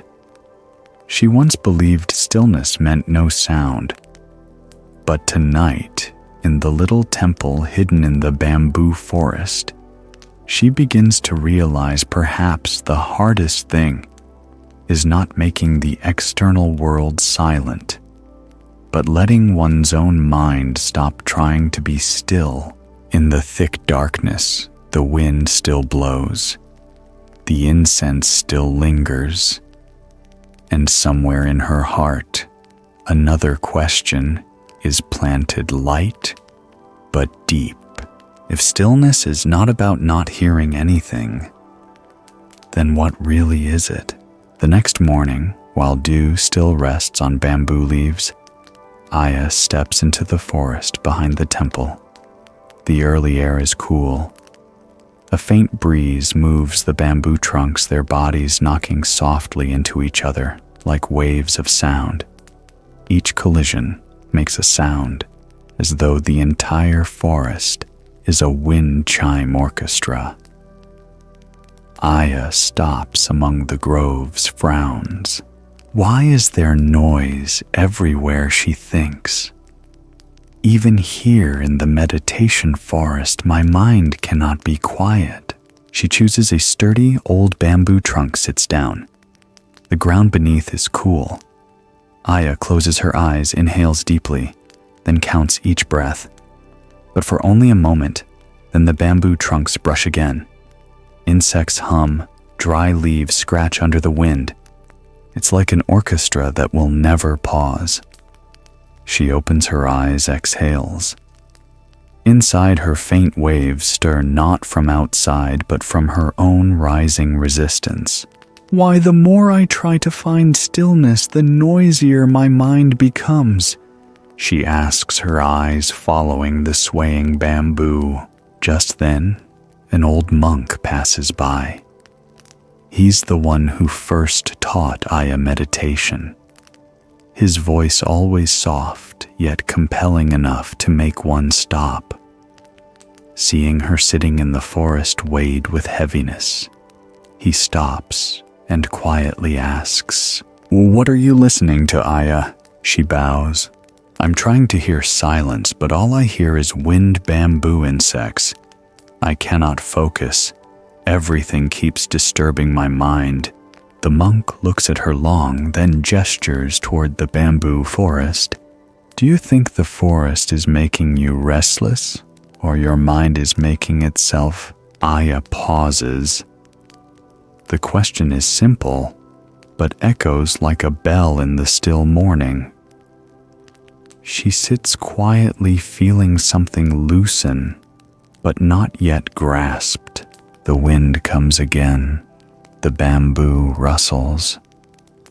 Amid those familiar sounds, Aya realizes perhaps what prevents her peace is not wind or bamboo sounds, but her fear, the fear that she will never find true stillness. That night, the wind blows stronger than usual. The bamboo forest bends and sways, the knocks echo like sea waves in the valley. Moonlight spills across the ground in spotted patches, lighting the swaying bamboo like bowed figures whispering among themselves. In the small meditation hall, Aya sits still, shoulders trembling slightly with the wind. Each sound strikes like a wave against her heart, stirring unnamed unease. She recalls her teacher's question. Do you think the forest is moving you, or your mind is moving itself? A question that all day she could not answer. She opens her eyes and looks through the small window. The wind still blows, the bamboo still sings, insects still hum. Nothing has changed, only the way she watches has shifted. Aya inhales. then softly closes her eyes again. She no longer tries to chase away the sounds like before. Each gust of wind, she allows it to pass. Each bamboo knock, she allows it to sound. Not trying to hold her breath to hear silence, not fleeing from sound, not forcing herself to be calm. She simply listens, truly, listens like a friend listening to another who is speaking from a distance. Then something strange happens. The wind remains, the bamboo remains, but they no longer disturb her mind. She begins to hear the spaces between two breaths of wind, the fragile stillness between two knocks of bamboo.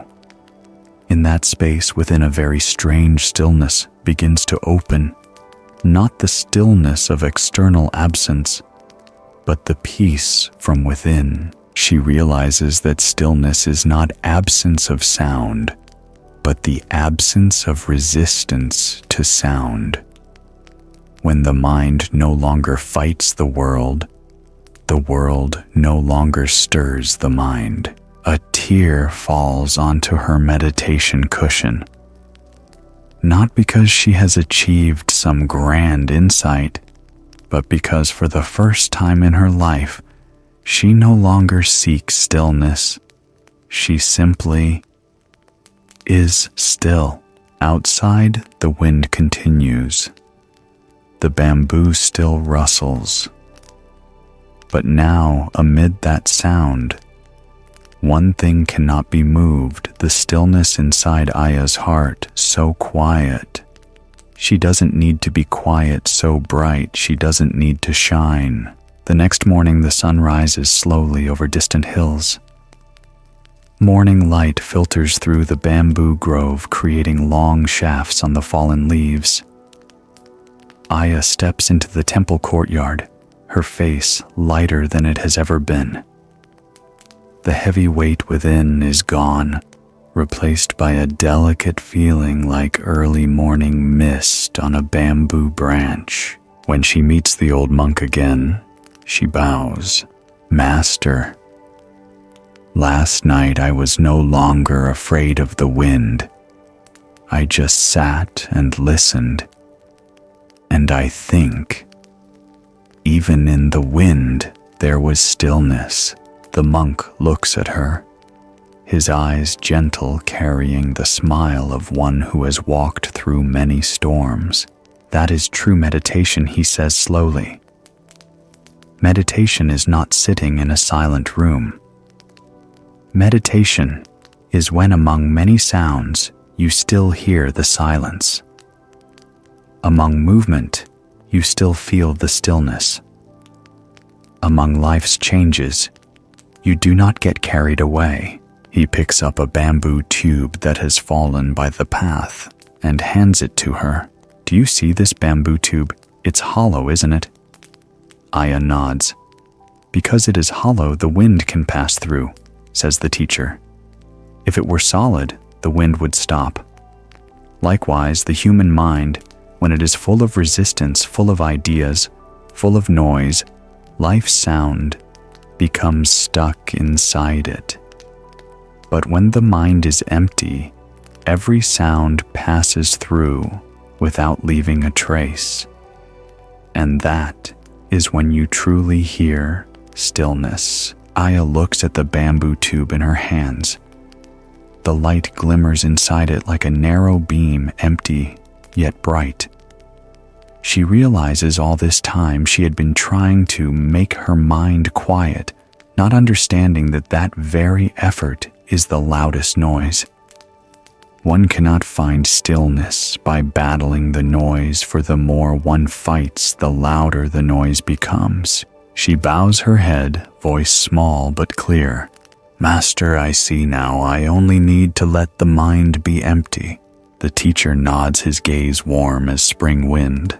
"Yes, empty, but not hiding. Do not try to force silence, just open. When you no longer want anything, stillness will come by itself, like wind passing through the bamboo tube without being summoned." Aya stands silent for a while, feeling the morning wind through the forest. This time the bamboo no longer feels like outside sound. It feels like her own breath, gentle at ease, and still to the point of seeming nameless. From that night on, Aya no longer searched for stillness. She lived with it as she lives with her breath. When the wind blows, she hears the wind. When rain falls, she hears the rain. When people's hearts are restless, she still sits quietly, allowing all movement to pass through her like a stream past a stone. No resistance, no holding, only watching, only breathing. In each moment, stillness is no longer a distant goal, but a constant friend amid sound and turmoil. Time flowed. Aya became a meditation guide for newcomers at the monastery. But instead of teaching them how to be quiet, she taught them how to listen. One morning, while the group sat in meditation, she said softly, "Do not try to silence the sounds. Allow the birds, the wind, the voices to pass like wind passing through bamboo. Do not try to reach stillness, because when your mind stops struggling, you already are stillness." The listeners often were surprised. Her voice was not loud, not striving for impact, yet there was an energy that made anyone listening feel their own heart settle. Not the voice of someone preaching, but the breath of someone who has walked through storms, wrestled with self, and finally learned how to smile amid the noise. One afternoon, when the sky turned gray, Aya sat on a stone step, watching gathering clouds. The wind picked up bamboo bent, then thunder rolled from afar, low like the drum of the earth and sky. A young novice rushed to her. "Reverend Sister, the heavy rain is coming. Should I close the meditation hall doors?" Aya looked up at the dark sky. A flash of lightning flickered far away. She smiled, her voice gentle as the wind. "Leave it open. Let the wind in, let the rain in. Stillness is not afraid of rain. Only people are afraid of getting wet." The novice's eyes opened wide, then he laughed quietly. She smiled back and looked across at the swaying bamboo in the first rain of the season. The wind rose, the first drops fell and touched her brown robe cool. But inside, Aya felt no disturbance, because she knew even amid thunder winds howl and pouring rain, there remains a place untouchable, the deepest part of the heart, where one full breath meets stillness. Several years later, when Aya had become the meditation teacher for the nuns, a heavy storm drenched the mountain region. Water from streams rose and flooded the stone steps. Everyone in the monastery hurried to tidy up.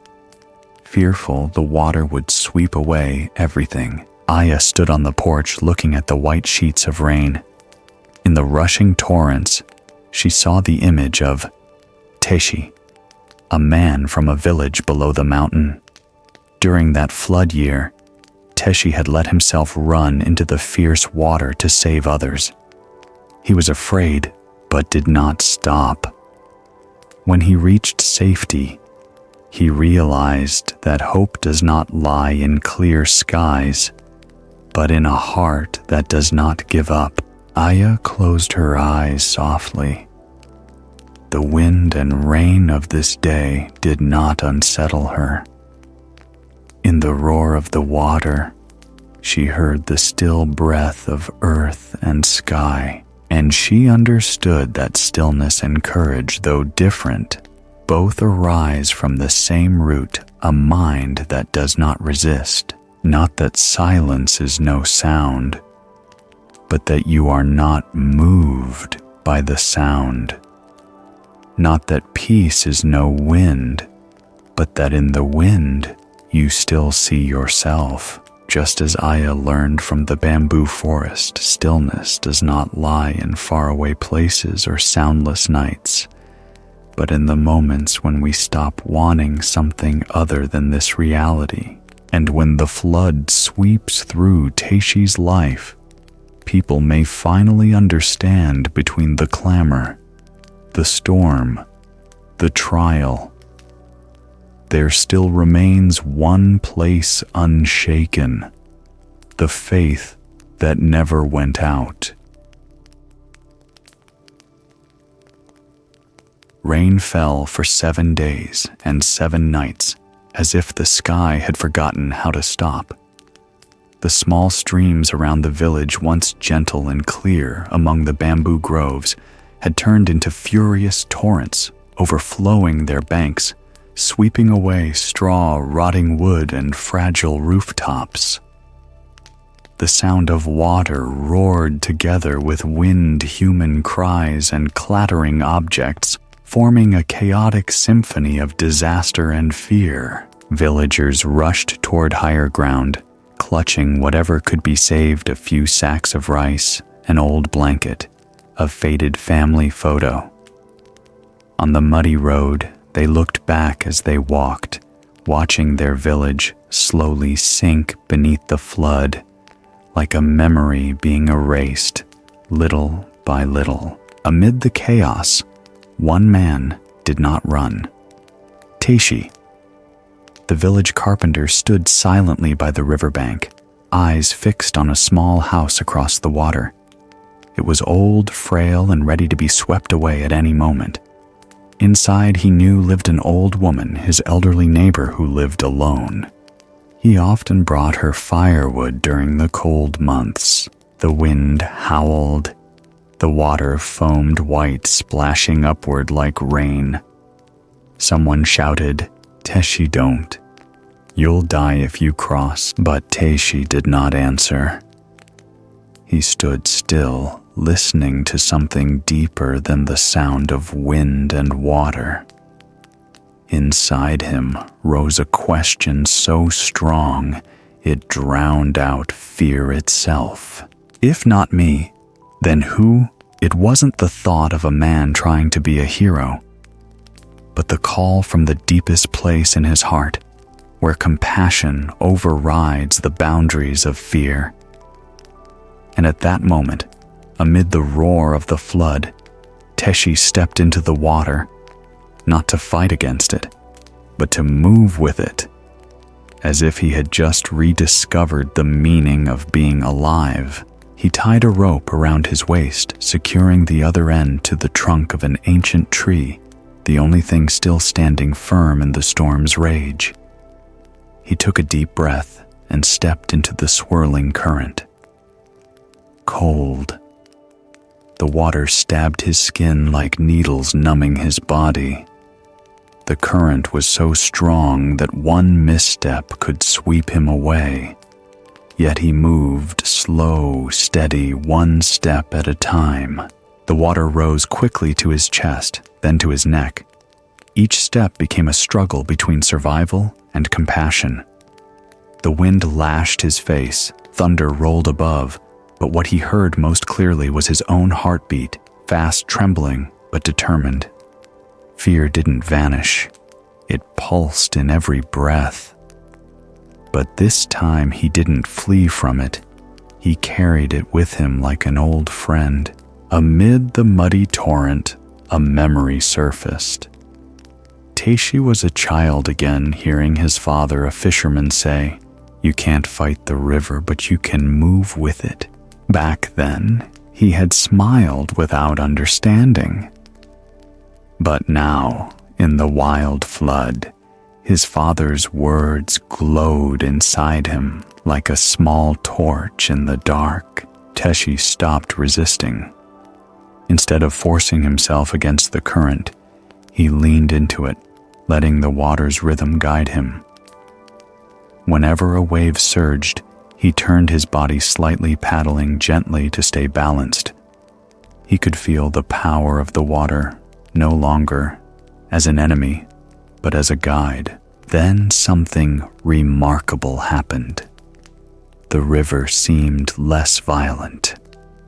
Or perhaps he realized he had stopped seeing it as a threat.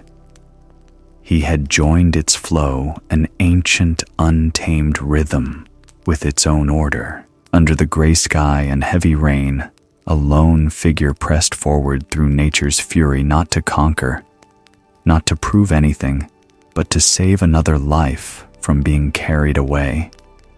In a flash of lightning, one could see Teshi's eyes, not those of a fearless man, but of one who had understood that sometimes the greatest strength lies not in resisting, but in learning to flow. And in that moment, as the current wrapped around him, fear disappeared.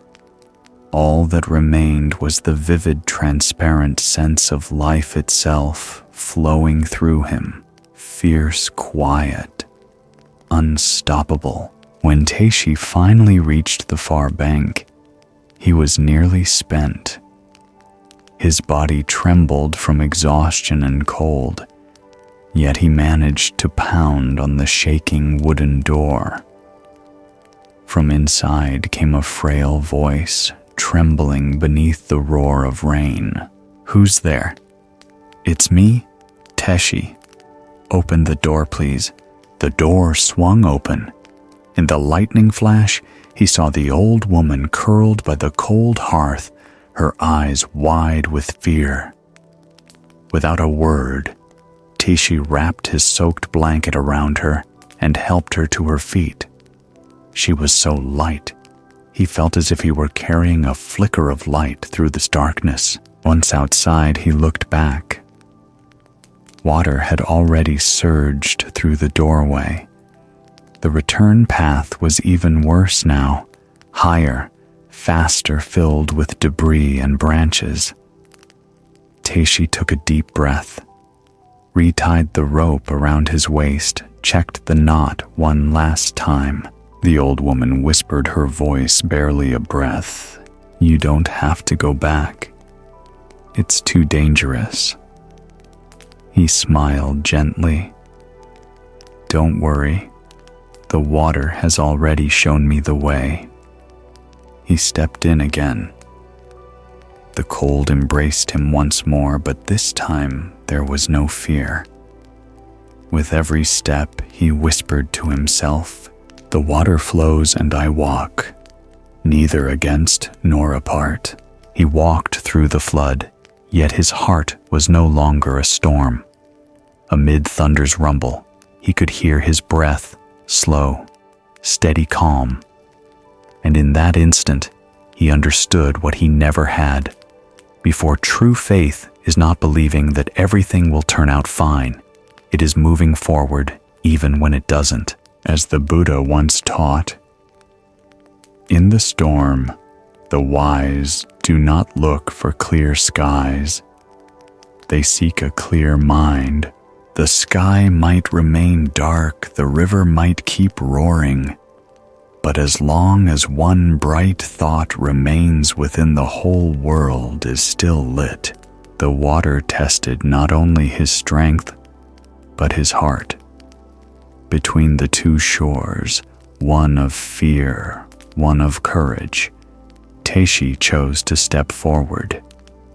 And in that step, he found something he thought he had lost: stillness, right in the heart of chaos. In the final lightning flash, people saw a single taut rope bridging the river, and in the raging current, one small man walking not against it, but with it, as if he and the water had become one. When Teishi reached the safe bank with the old woman, the rain still hadn't stopped. The wind bit cold against his skin, but he simply sat down on the wet ground, soaked to the bone, his hands bleeding from the rope's grip. His breathing was rough, chest heaving, yet across his mud-streaked face was a quiet smile, deep and gentle, as if he had glimpsed something beyond fear and death. Villagers rushed over, cheering. Crying, some called him the hero of the flood. Teishi only shook his head, his voice hoarse but steady. "I'm no hero. I just couldn't stand by and watch someone disappear while I still had one more step to take." A young man in the crowd asked, "But weren't you afraid?" Teishi smiled, looking at the still raging river. "Of course I was. Everyone's afraid. But if you wait for fear to end before you act, no one would ever save anyone." The words seemed simple, but they struck deep because within them lay a truth. Fear is not the enemy of faith. It's the soil from which faith is born. Without fear, one would never understand courage. Teishi helped the old woman sit beneath a tree. Her trembling hand held his, and she said softly, tears in her voice, "You didn't just save my life, you saved my faith in humanity." He bowed his head silently. In the lightning's final flash over the river, Teishi understood something profound. Hope is not believing tomorrow will be better. It's having the courage to act today, even while it still rains. The rain kept falling. Drops rolled down his shoulders, mixing with sweat, blood, and tears. But inside him, there was another sky, one without storm or darkness, only a vast stillness like the river returned to peace. Days later, the waters receded. The land was still soaked with mud, straw and debris scattered everywhere. Walls leaned, roofs sagged. The whole village looked like it had just awakened from a long, wet dream. Yet no one complained. No cries, no curses at the heavens. Only the sound of hammers, wood against wood, and voices calling to one another through the mud. Everyone worked, rebuilding roofs, clearing ditches, rekindling fires. Teishi remained the same as before, humble, quiet. He refused to be called a hero. Whenever villagers came to thank him, he only smiled. "I didn't save anyone, I only did what any heart with faith still alive would do." One afternoon, under a clear sky, a young man came to him and asked softly, "Master Teishi, how will I know when I have enough faith?" Teishi looked at the river, calm again, as if it had never raged. His voice was low but warm. "When you dare to take a step, even when you're not sure there's a bridge on the other side." Then he smiled, a smile gentle as the earth after rain, because sometimes it's your very step that creates the bridge. The young man fell silent, gazing at the river, feeling something stir within, like a seed of faith beginning to sprout. From that day, Teishi's words stayed with him for years, like a small lamp that lights up whenever life's waters rise again. The following dry season, the villagers decided to rebuild the bridge that had been swept away by the flood. This time, it wouldn't be made of wood or stone, but of shared will. Teishi was invited to witness the ground breaking. He watched the young men dig lift planks, eyes shining with determination. Among them was Renzo, a blacksmith who had lost his home in the flood. Renzo said, "I want to build this bridge, not just to cross the river, but to reconnect people's hearts." Teshi nodded gently. A bridge of wood connects two shores, but a bridge of spirit connects people and people to life. The river wind blew softly. Afternoon sunlight shimmered on the water like gold. Teshi looked at Renzo, feeling peace in his heart. He knew then, when the heart changes, the world changes with it. The flood may sweep away what is shallow-rooted, but it leaves behind what has roots deep. Faith. Hardship cannot kill hope. It only tests whether that faith is real. Amid the raging current, a person still walks, not because they are sure of reaching, but because they know that if they stop, the light within will go out. And from each of those steps, the first bridges of the human heart are built, so that one day, like Renzo, we too may understand. The world truly changes only when we begin rebuilding the bridges between us.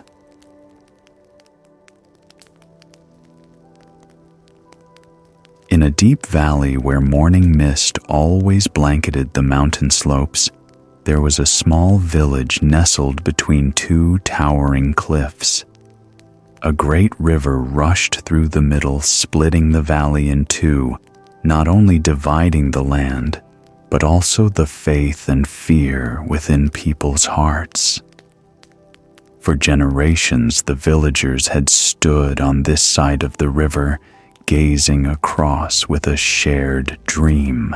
If we could cross to the other side, life would be different. They spoke of the other side as if it were a promised land where the fields were fertile, the crops golden, and life no longer hard. And yet, no one ever truly dared to step into the water. During the rainy season, the river roared violently. In the dry months, the rocks beneath were sharp as knives. So as the years passed, the dream of crossing the river became nothing more than a story told beside the evening fire, no longer a dream to live for. Among the villagers was a young blacksmith named Renzo.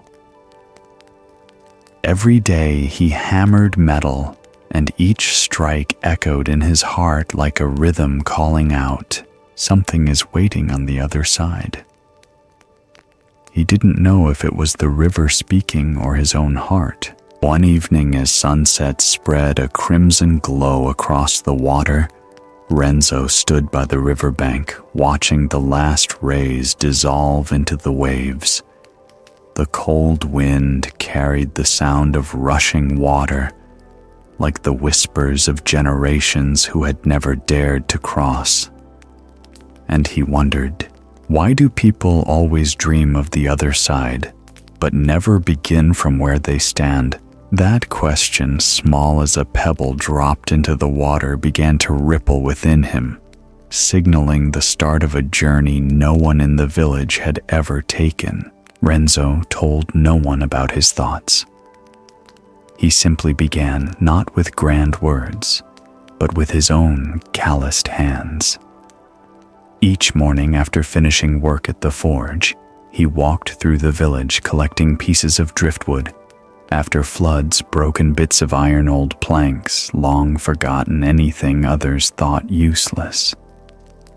He gathered them and stacked them neatly by the riverbank. The villagers grew curious.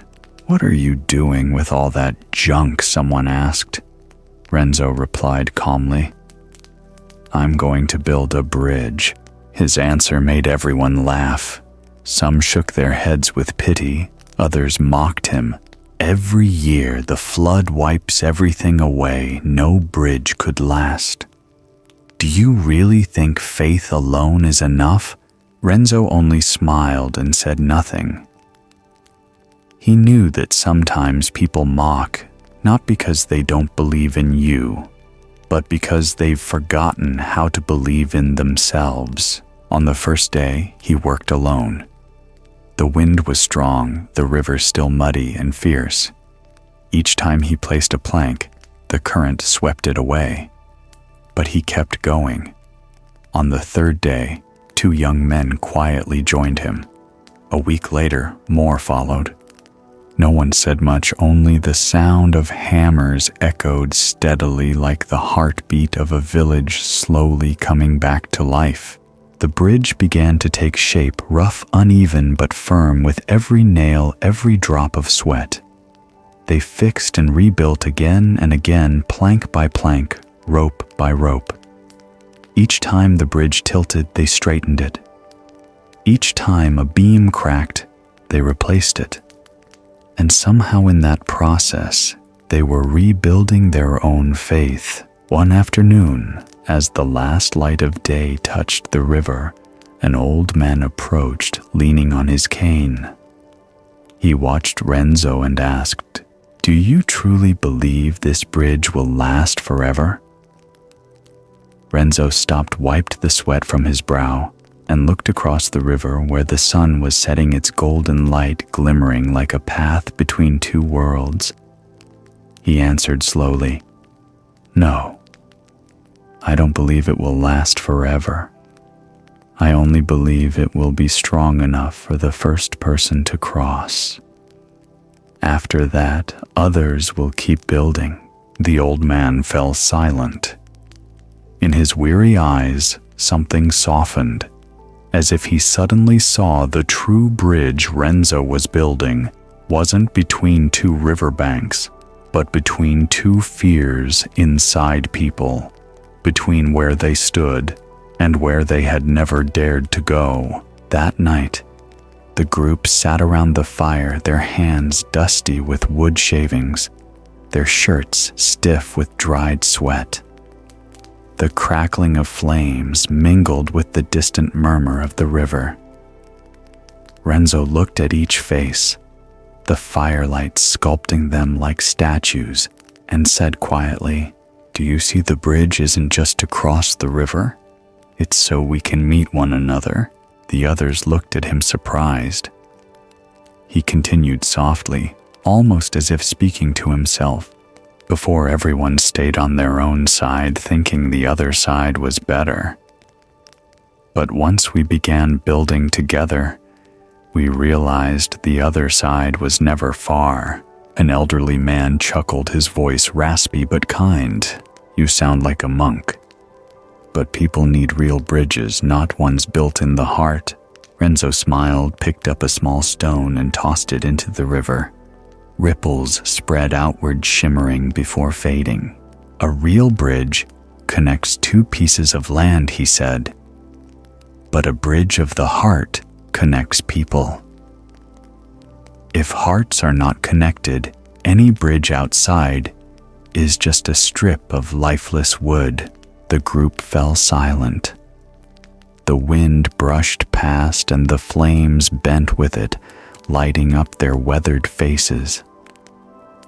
In that moment, each of them felt something stir inside. Not just the making of a bridge, but the birth of connection. They realized every outer creation begins from an inner one. When hearts connect, hands don't grow weary, and fear no longer holds power. From that day, the bridge was no longer a dream of crossing the river. It became a symbol of something deeper. When people believe and build together, there is no shore too far to reach. When the bridge was finally complete, the villagers gathered along the bank. They crowded close, waiting eagerly for the first step to be taken. The river below still rushed fast. The wind still howled between the planks. Yet Renzo, the young blacksmith who had begun it all, walked forward without fear. For him, the bridge had existed long before. It was built in his heart the day he dared to believe to begin and to stop doubting his path. Each step he took echoed like an affirmation of a faith fulfilled. A little girl near the bank looked up and asked innocently, "What is this bridge made of? It feels so strong." Renzo knelt beside her and smiled, his voice gentle and warm. "It's made of faith and of every heart in this village." The villagers said nothing, but their eyes grew moist. They realized that for years they had only dreamed of the other side of a better life and had forgotten that they themselves were the ones who had to build the way there. The other side had never been a place. It was a state of heart born when people believe, step forward, and build together. From that day on, the two sides of the river no longer called each other the other side. They simply said the same side. And every morning when the sun rose and the light shimmered on the wet planks, the bridge seemed to glow with gold, not because it was made of precious materials, but because it carried the light of changed hearts. Years passed. Renzo grew old, his hair silver like threads of smoke. The bridge he and the villagers built still stood silent and enduring through countless rains, repairs, and footsteps. One afternoon, a traveler came and asked while the river flowed softly nearby, "Are you happy knowing your bridge still stands?" Renzo smiled, his eyes deep and kind as the summer river. "A wooden bridge may decay, but the bridge of the heart once built never disappears." He looked up at the glowing sky reflected in the water and whispered as if speaking to the wind, "The world doesn't change because we build more things, but because we learn to live with faith." A small boy nearby asked curiously, "What if someone destroys the bridge?"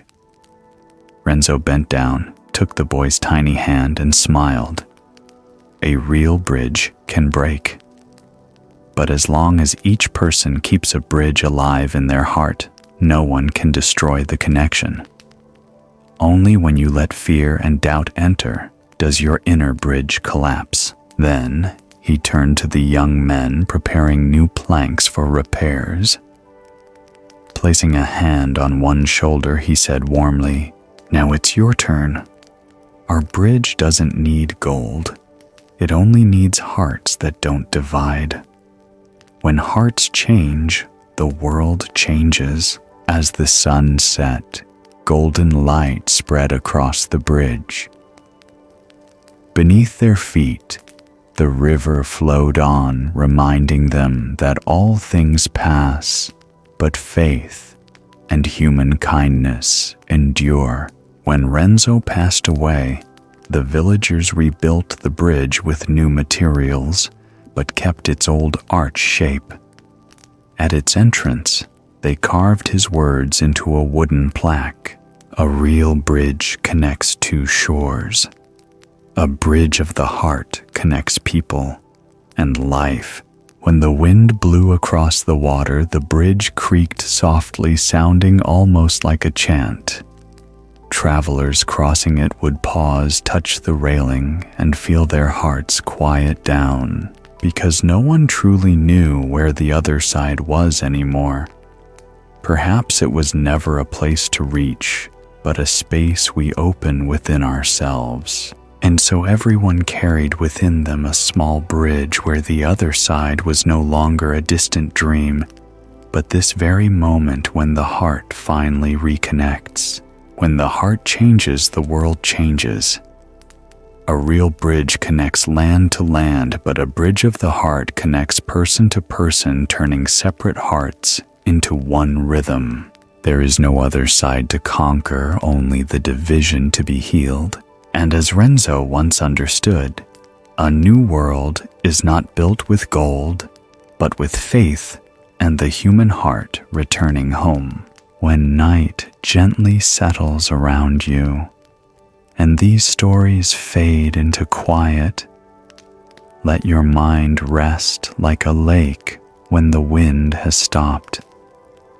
All the worries and thoughts of the long day are just ripples real, but not your deepest truth. Tonight you've journeyed with us through tales of wisdom and compassion, from Hero's Lamp to Ren's Garden to Akira's River and Renzo's Bridge. Each story is a mirror, reminding you, peace is not something to achieve, it's something to remember. Your worth isn't something to prove, it's something to realize. And every hardship comes not to stop you, but to reveal who you truly are. Now, allow your body to rest. Feel the earth beneath you holding you. Your breath slows, deepens. There's nothing to grasp, nothing to understand. These teachings will find their own way, like seeds falling into soft soil, sprouting when the time is right. You are the lake, both the wave and the depth, both motion and stillness. And in this very moment, you can rest in that depth, where there is nothing to fix, nothing to reach, only the serenity of a mind returning home. Thank you for walking this journey with Buddhism Seeds, where every story is a breath and every breath a doorway to stillness. If you felt peace tonight, please subscribe to Buddhism Seeds. Like and share this video, and leave a comment about what touched you most. May your night be calm, your dreams light as drifting clouds, and may peace continue blooming in every breath you take.